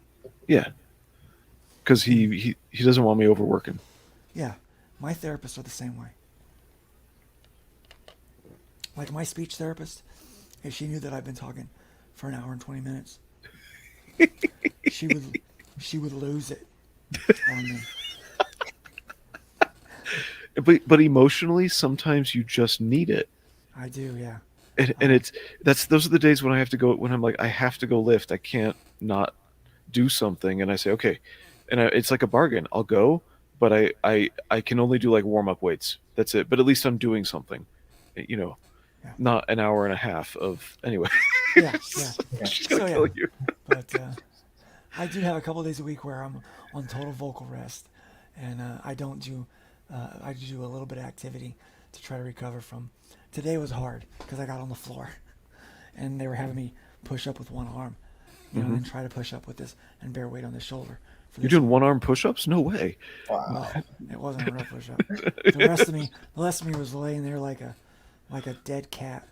And finally I was like, it hurts. I gotta roll over. And they're like, all right, which way you want to go? I don't know.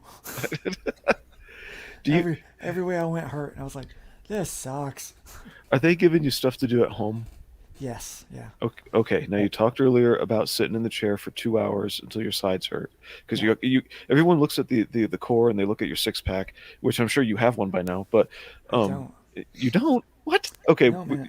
that comes next, but it's the obliques that really matter, and so Yeah. the obliques are really important. Are you when you're wanting to draw so much? Are you missing out on any of your homework from the PTs and OTs because you No, draw? Good. no, no, not at Okay, we all. want you taking care of yourself. Yeah, I have priority to get Okay. better. I know it's going to take a while. The plan, my therapist told me today, for every day that you're in the bed, it's 4 days of therapy. Jeez. And so Wow. I was in the bed for 94 days. I was gone for 150, but 20, 57 of those days were therapy. I was inpatient therapy, Hmm. so I got regular 5 days a week therapy. Um, so that was my slow climb back to something physical. Okay. And but yeah, so 94 days, um, that where I was laying in the bed, not moving and wasting away. Quite Hmm. honestly, That's yeah. So intense. yeah, it's a long journey. Wow. It's a long journey. Telepathic Bunny was just diagnosed. He's got the Omicron. A lot of people are getting the Omicron, guys. That Omicron, it's very contagious. People aren't getting as sick. Um, People are still dying from COVID, but I don't think it's Omicron they're dying from. Uh, Omicron. There was one rumored Omicron death that turned out not to be in Europe. Then yeah, that turned into Alabama or Oklahoma in the rumor mill. All of this was false. And then there was yeah, one actual Omicron death recently yeah, that was real. And it's yeah, thankfully it's I don't want to say gentler. It's just less yeah, lethal. yeah. Delta, however, what I was told by the doctors per capita was more deadly than the first strain Hmm. of COVID. And but people are still getting Delta. It's not Hmm. just Omicron. You can still get Delta. So please, please, please be careful out there. Um, Hmm. you do not want to get this. This sucks. And Telepathic Bunny says the embrace is genius. It really is. Um, it has this awesome vibe to it that it's kind of in the same vein as almost like a symbiote symbiotic relationship like Venom, where Venom and his hosts talk to one another Hmm. and they have that relationship. This guy's suit is his dead son. And I'm sorry if I'm giving that away, but you learn that in the first couple pages. Okay? I know that was kind of part of their pitch at the beginning. But it, that is, I'm telling you, it's so good. It, it's so good. And Michael's writing chops are getting better and better. They're getting better and better. With every book, he's moving forward. He's moving the chains. Um, yeah, yay for insurance. He's getting it as fast as he can. Speed up, people want the book, man. Take your time, man. I'll always be here. It's so great that, um, yeah, Piper is an amazing editor, amazing writer, very talented on a lot of fronts, even with art and things like that. And here's what I've learned: there are a lot of talented women in comics, um, Absolutely. which makes me frustrated when I see that some of these big companies will hire the not talented women Yeah. for whatever reason. And I'm like, there's too Yeah. many talented women in comics that you're overlooking to hire a hack, you know? Um, I know there are a lot more like crybabies, to be honest. They whine about everything usually, and it's like try to be professional at least, like you're trying to sell me something, and I've seen you talk about all this, and I'm just like, it makes me not want to even give it a try. I don't know.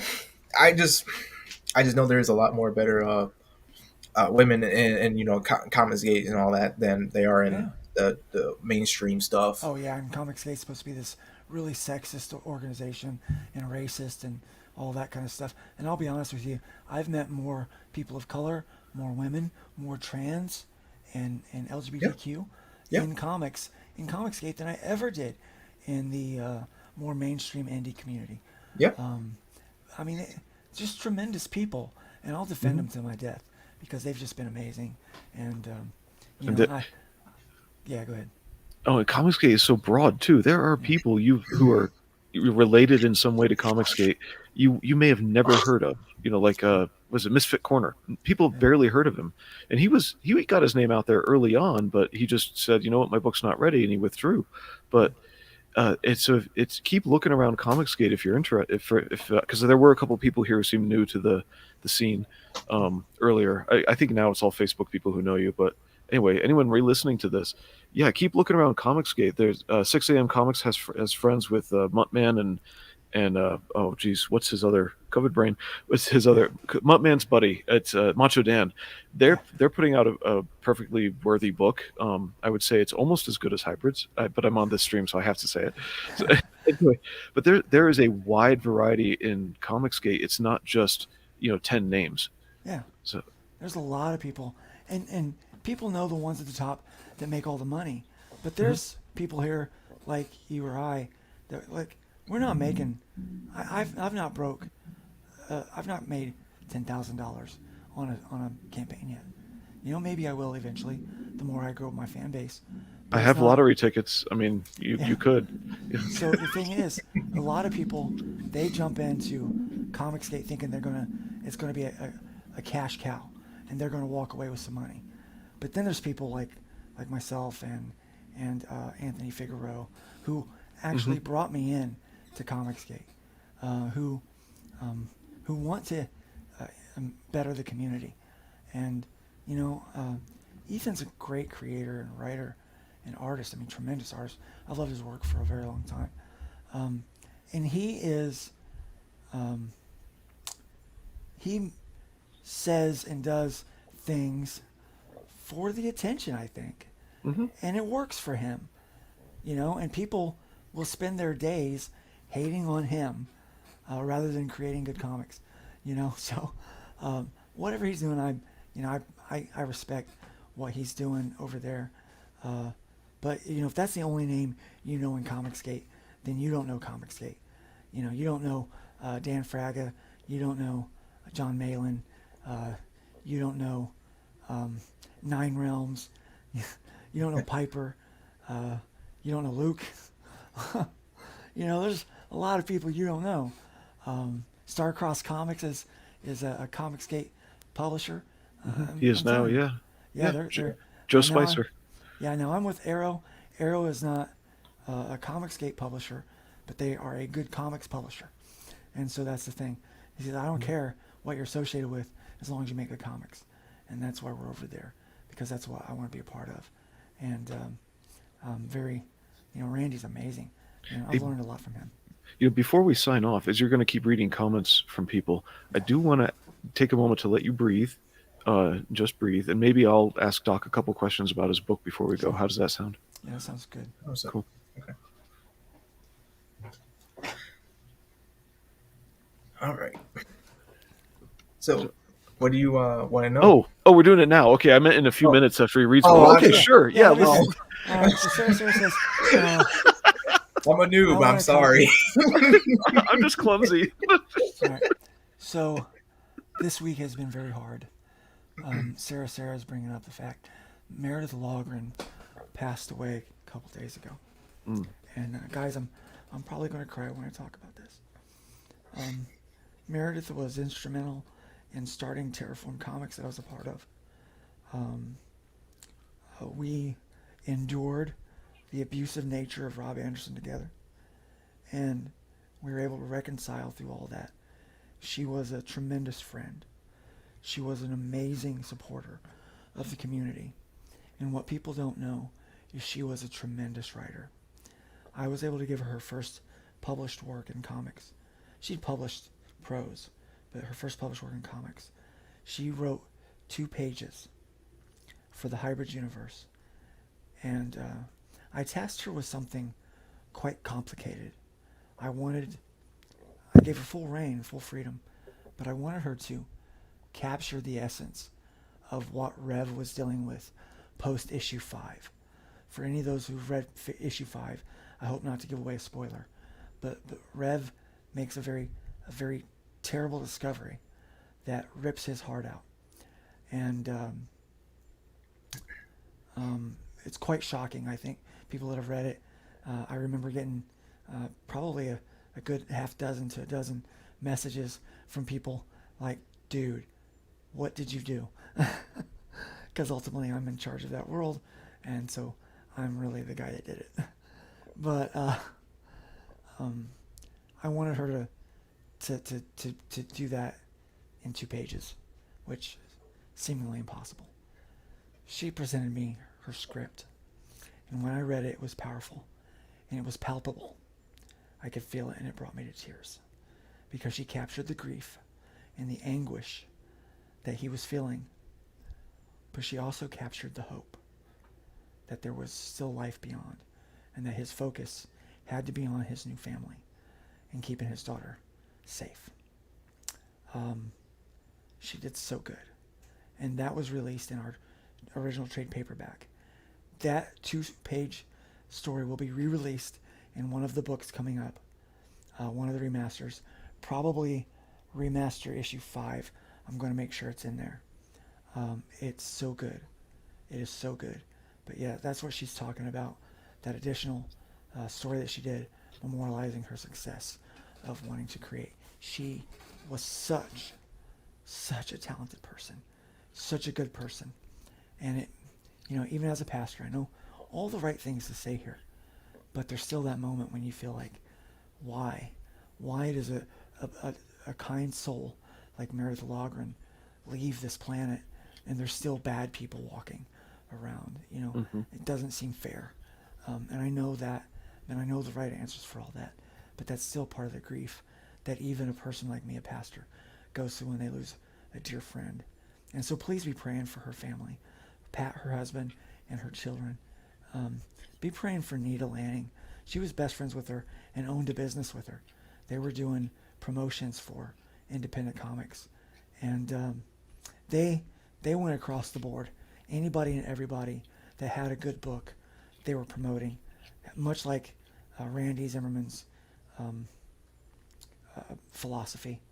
And Nita's going to have to try to pick up the pieces of her business, but she's also going to have to do it without her best friend, and that's a difficult task for anybody. So please, if you pray, be praying. Send good thoughts, good vibes. Although I don't think the universe really listens to that. I know God listens to prayers. So please keep her in mind. And 9 Realms is LOL indeed. Telepathic, I plan on doing a review of it. The Embrace, 9 Realms, that book impressed me. It impressed me too. It's been the first comic book I've read post-COVID. So I was like, this is awesome. And it was great to see my character in there, behaving similarly to how I would behave. And I'm like, yeah, now he's a cop, so he doesn't have the full beard. He just has a mustache. And they made me look way more handsome than I really am. So thank you for that. And I'll pay you extra for that later. They made you a cop. They made Bancroft a cop. Yeah, we're a couple cops. Yeah, so I love it. I remember begging Bancroft mildly, politely. I felt like I was imposing on him, but I remember trying to get you on his show. And then when he finally had you, I was like, yes, and I completely fanboyed out. Like, don't blow it. This is just Luke, Yeah. Yeah. But anyway, yeah, I'm glad you're in that book. Yeah, it's fun. I learned. Rick Bell says, my son and I had the Omicron. Omicron sucks too. That made me feel like Mike Tyson beat the tar out of me, and my lungs are taking time to recover. It doesn't matter what variant you get. It is hard on you, and it does suck. And it might be the sickest you've ever felt, no matter what variant you get. But if you get the Delta variant, do some praying, because it sucks really, really bad. Rick says, it does suck. My job is on the phone for 8 hours a day, though, and trying to keep my breath. Yeah, that's got to be very hard, very difficult. I understand. I empathize with you there. My good friend Brian Stamper, we hung out together, did comics together, tried to learn the craft, did music together, traveled and toured together. Good to see you, man. He says, hey, good to see you. Doing better. Miss you, buddy. I miss you too. Can't wait till we get together, hang out, and break bread. Well, you can break bread. I'll break salad or something. I don't like bread anymore. As aforementioned. And then Rick Bradley says, the guys are scared of the women with talent. You know, I think they are. I think some people are afraid of women with talent. Yeah. But man, there are some talented women, especially in the Comicscape movement, that I've met, that I've just been floored by the level of talent they have. And not only that, they're just so professional. Professionalism is at a high there. I'm impressed with them, and I think women are taking over comics, and that's not necessarily a bad thing sometimes. Piper or Kelly Sue, Denonic. The choice is clear. Yes, the choice is clear. I'll See, take Piper any day. You say women are taking over comics, and I was gonna say, you know, it's forget they're women. It's just really great skilled people are taking over comics, and Yes. then we mentioned Kelly Sue. And I'm Yeah, like, well, there goes my theory. There goes your theory, because I prefer hybrids over any of those top books. Thank you very much. I've gotten a lot of great feedback about hybrids. You know, somebody messaged me and said that they got their book late, but they got the catch-up package. So they got the trade and then issue 6 and 7. And man, I almost hesitate to say this, but they said, you're a comic genius. And I was like, oh, I wish that were true. Telepathic Bunny comics. Yes, I can't wait for. He's got Telepathic Bunny has some stuff coming out, and I did his avatar there that you see. And that bunny, he commissioned me to draw that. And here's what a lot of people don't know, is that bunny represents somebody near and dear to him. And so we worked back and forth to make sure that it captured exactly what he wanted, because it was memorializing somebody that was dear to him. And so reach out to him, ask the story. I'm sure he'll tell you, but it's his story to tell. It's not mine. We should probably tell back when I comment. Yeah, I already read that one. Rick Bradley again says, get some rest, Luke. Everyone take care. Stay creative. Love you, brother. Yes, get some rest. And we're going to be winding this thing down here soon. Please rest your voice, your vocals. I will. I'm preaching Sunday too, so I got to be careful. I cried too. Sorry if I triggered you. No, Sarah, it's fine. Meredith was a dear friend, and I miss her. I still can't believe she's gone. I think during the time when people were getting sick, I was thinking, I never thought that we'd lose Meredith. I thought Randy or I were definitely we were on the chopping block. I felt like, but it's so good that Randy is recovering and is back home. I can't wait. I just feel like God has, and I told him this today. I said, I just feel like God has something, big planned for us, and I feel like it's comics, because I can't sing and I can't play guitar right now, but I can still draw.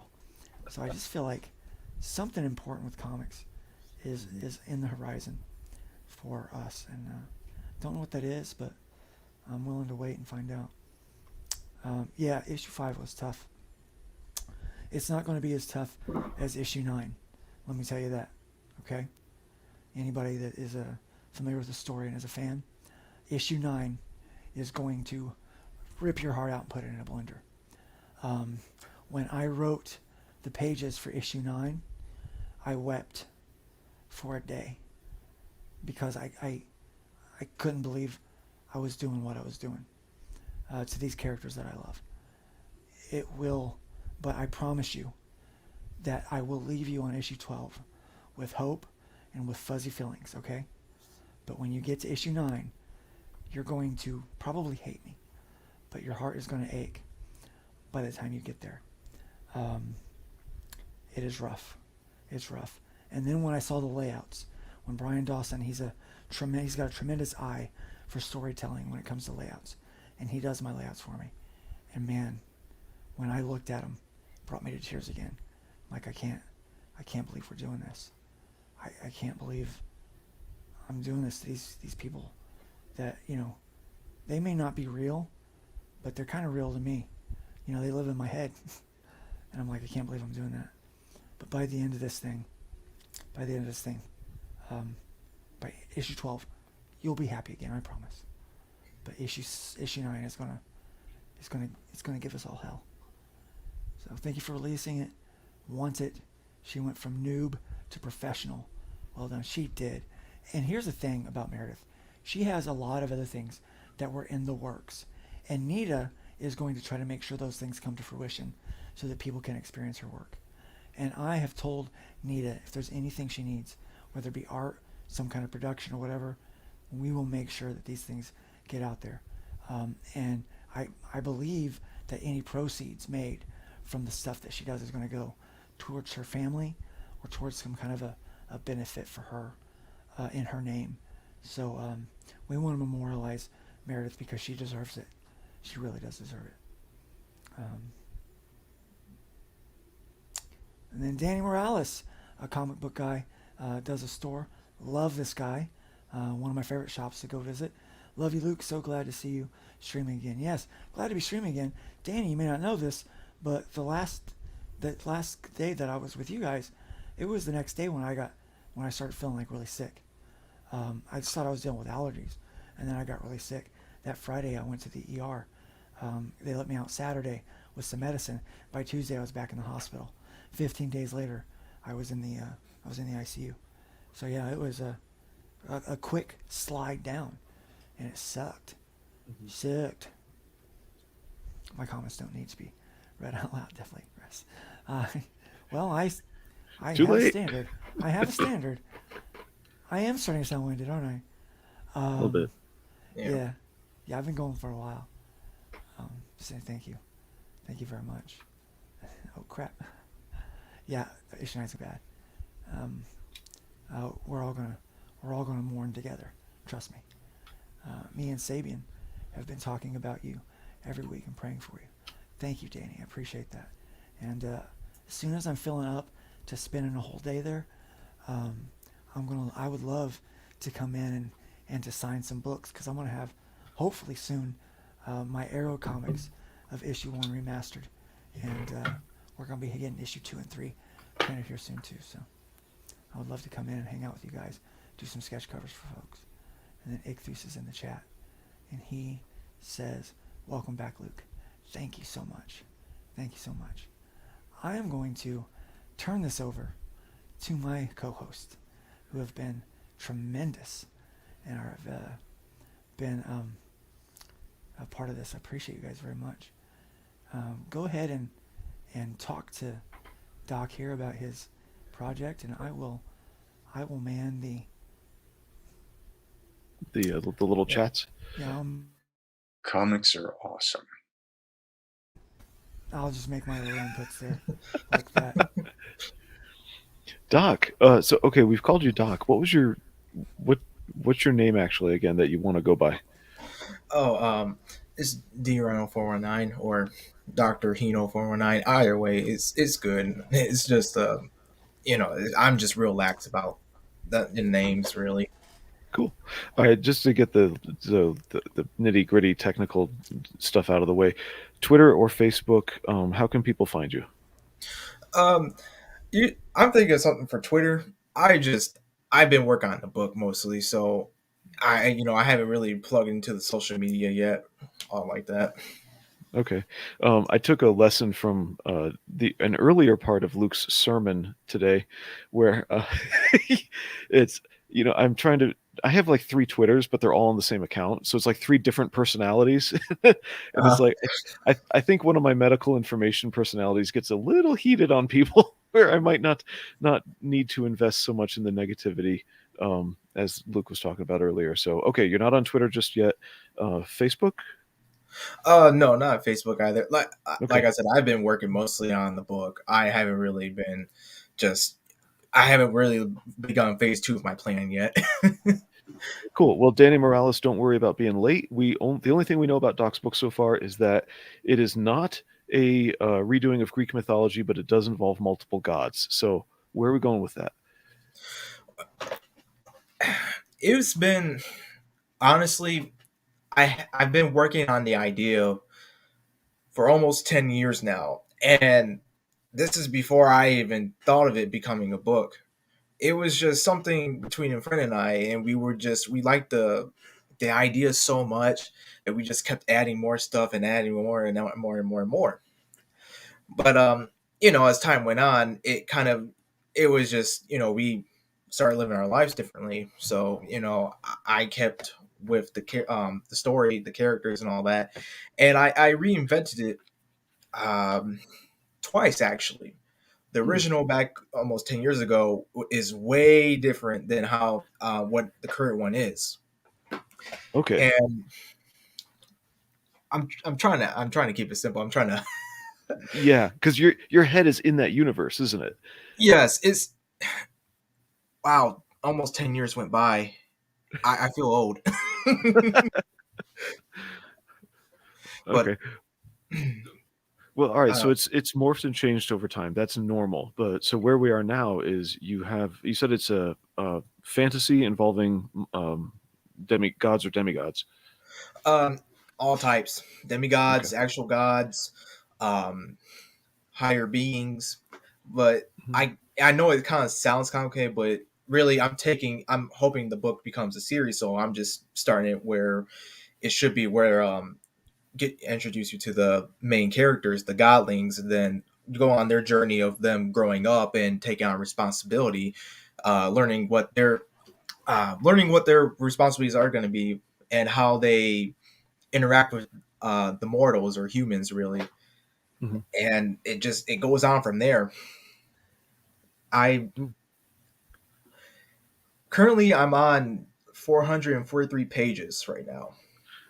And is that supposed to be your first outing, or is that just Well, what you've got mapped out?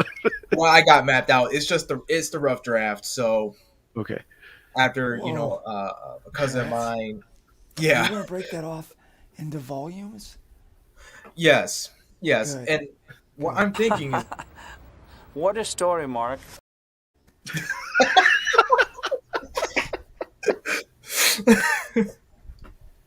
but If you take everything I've accomplished in my entire life and condense it down into one day, it looks decent.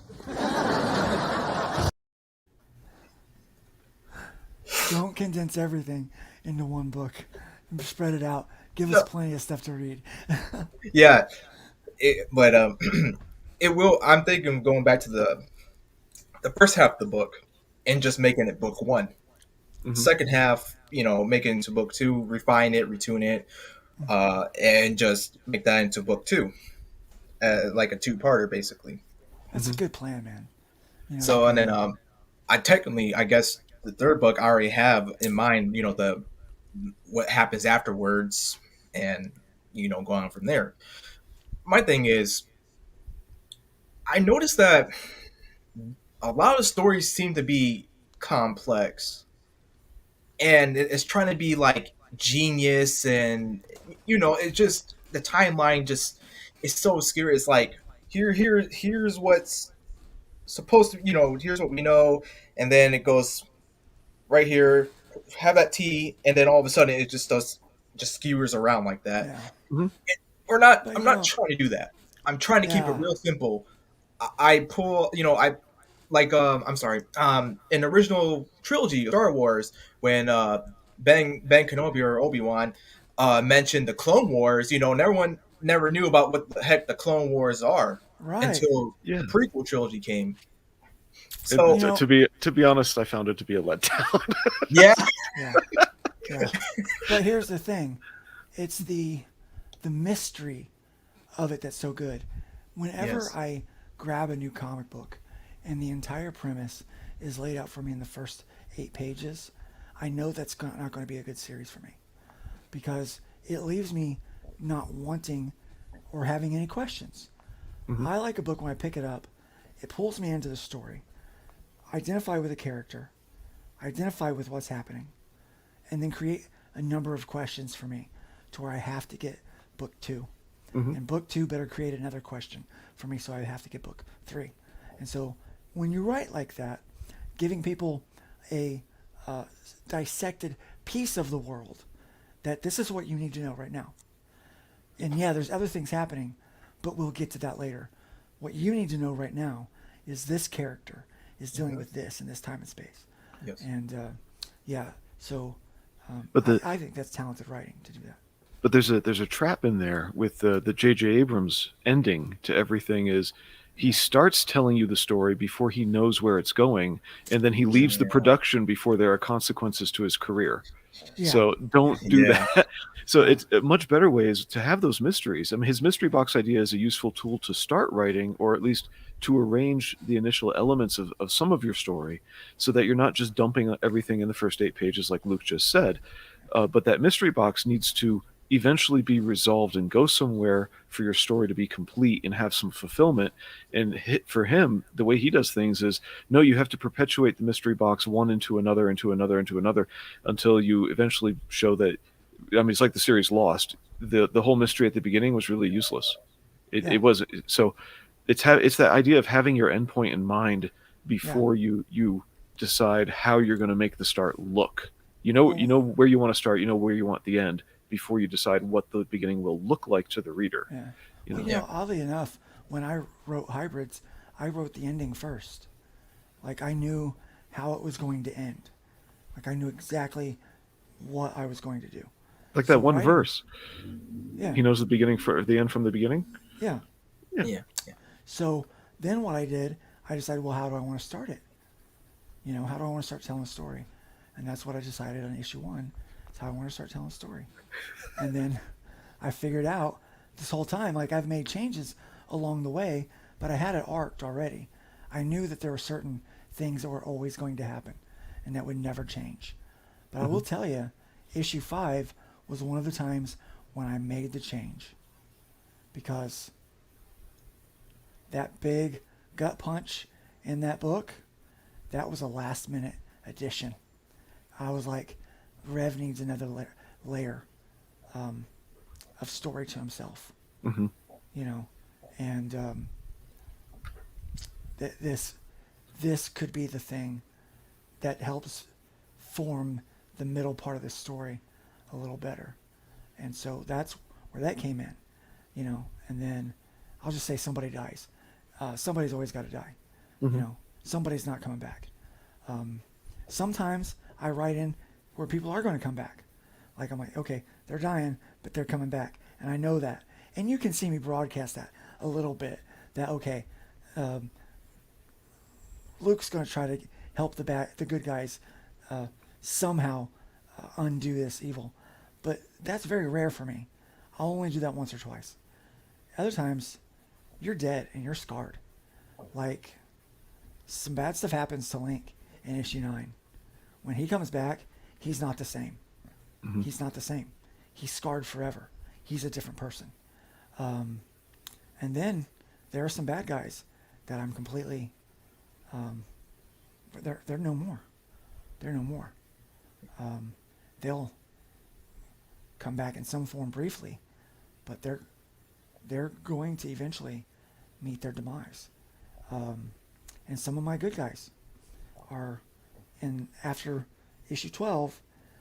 I've got it set up to where there's questions, and there's still story to tell in issue 13, right? 14 also. And so, but what I've done is like I know, like okay, you sucker, you're gonna die, and but before you die, people have to either love you or hate you with a strong feeling. So I either have to make them the most lovable person in the world or the most hated person in the world. That way, when they die, it's either tears or cheers. You know, because I want the reader to feel that emotion. But I don't want to give it to everybody all at once. You know, I mean, it's just, you do the right thing. You know where you're going with this. And so I'm really looking forward to what you put together. And if you ever need any help or any advice with that stuff, you know, I don't know that I'm, you know, necessarily the best person to offer help with writing, but I feel like I'm a decent writer, and I'm happy to help you if you need any pointers on writing a comic book. I've written a couple. So Well, you're also both working on ensemble casts here. oh yeah, Yeah, so if you know where your story is going to go before you start reshaping the beginning, so that it has some readability to it. Mm-hmm. But Luke just mentioned how at one point he wanted to add a layer of a layer to Rev's character, and so at the risk of creating pointless side quests, you do want to develop those other characters because they're along the journey to the end, even if they're not the main protagonist. So everybody has their own story arc. In fact, I know this sounds really dumb, but I think the writers underneath Michael Bay for the last two Transformers movies, The Last Night being one of them, did a good job of Yeah. multiple characters having different story arcs. Even though what's it, the main character, Mark, whatever his name is, his character had a flat arc. He doesn't change. He doesn't change. He works to change the world around him, but not in an evil way. so, Right. so yeah, I would definitely keep in touch with Luke about not developing your characters into pointless, tangents. so, Yeah. but yeah, you got an ensemble cast coming at us though. I'm looking Yes. forward to it. I I love the concept. thank It's you. right up my alley. It's stuff I like to read. Uh-huh. Yeah, I was just gonna say I say that with I said that I've been saying that with my characters, and when they originally first started, I didn't even have them as a family. They were just separate. They were all just different. And then I started thinking, I was like, actually, I could see this being a family, just the way how they interacted with each other. They were all friends before I made the whole jump of making them into a family. And so I kind of thought of it, with my younger brother and my cousins and all that. I was like, yeah, this will be a fun. This will be very fun, and then just have the father just dealing with them and just dealing with dealing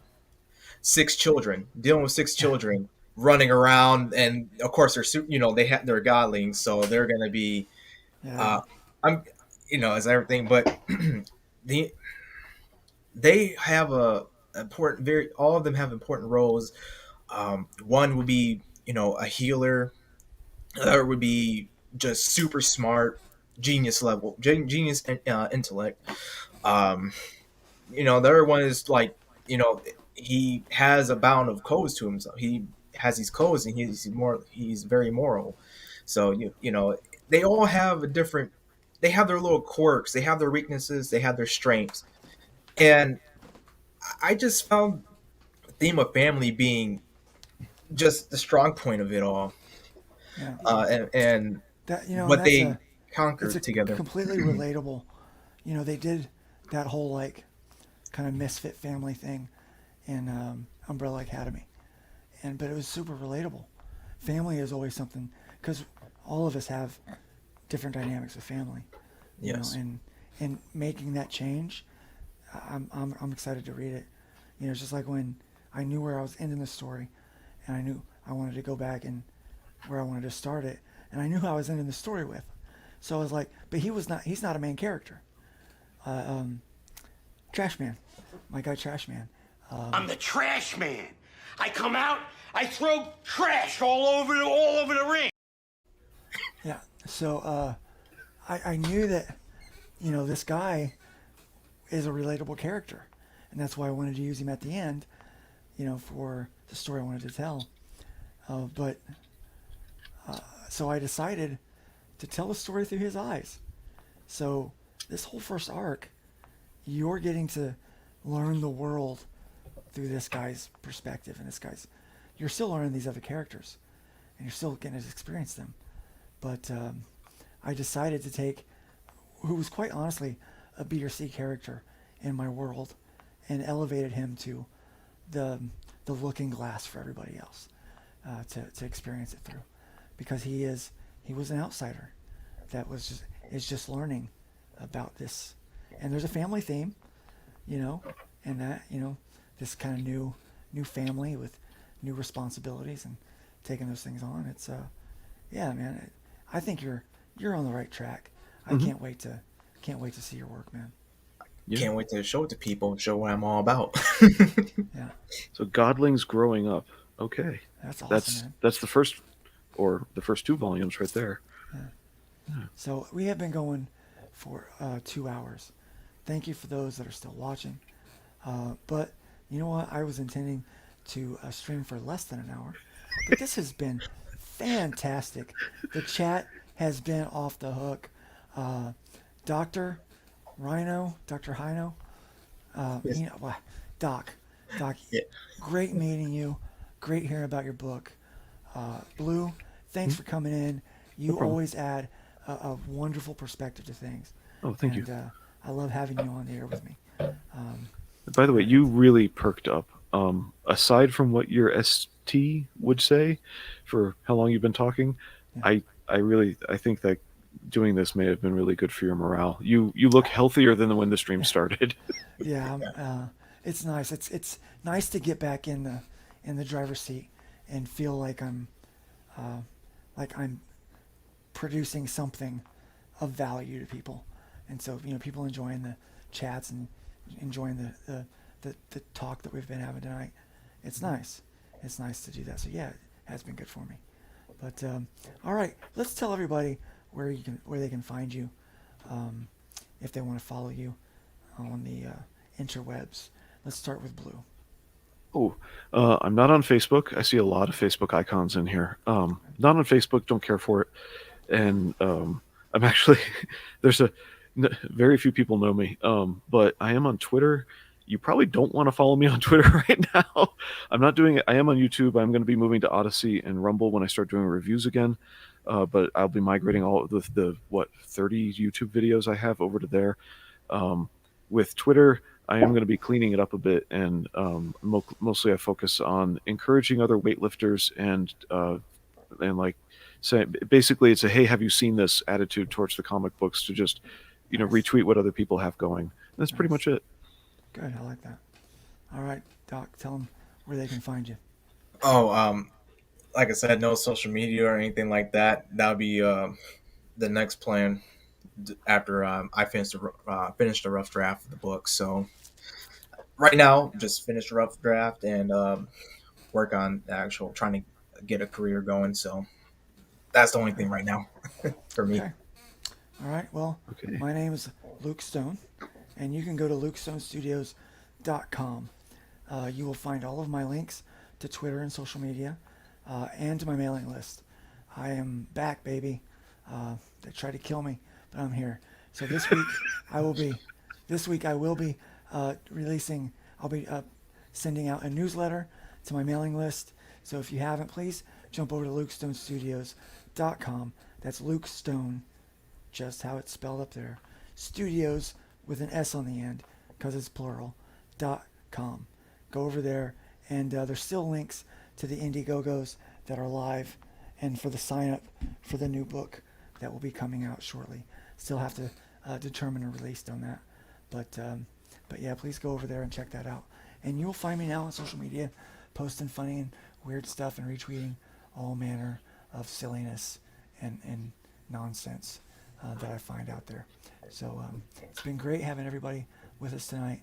Thank you so much. God bless you. And please just remember, just try to leave the wood pile a little bit higher than you found it. And have a good night. See you guys.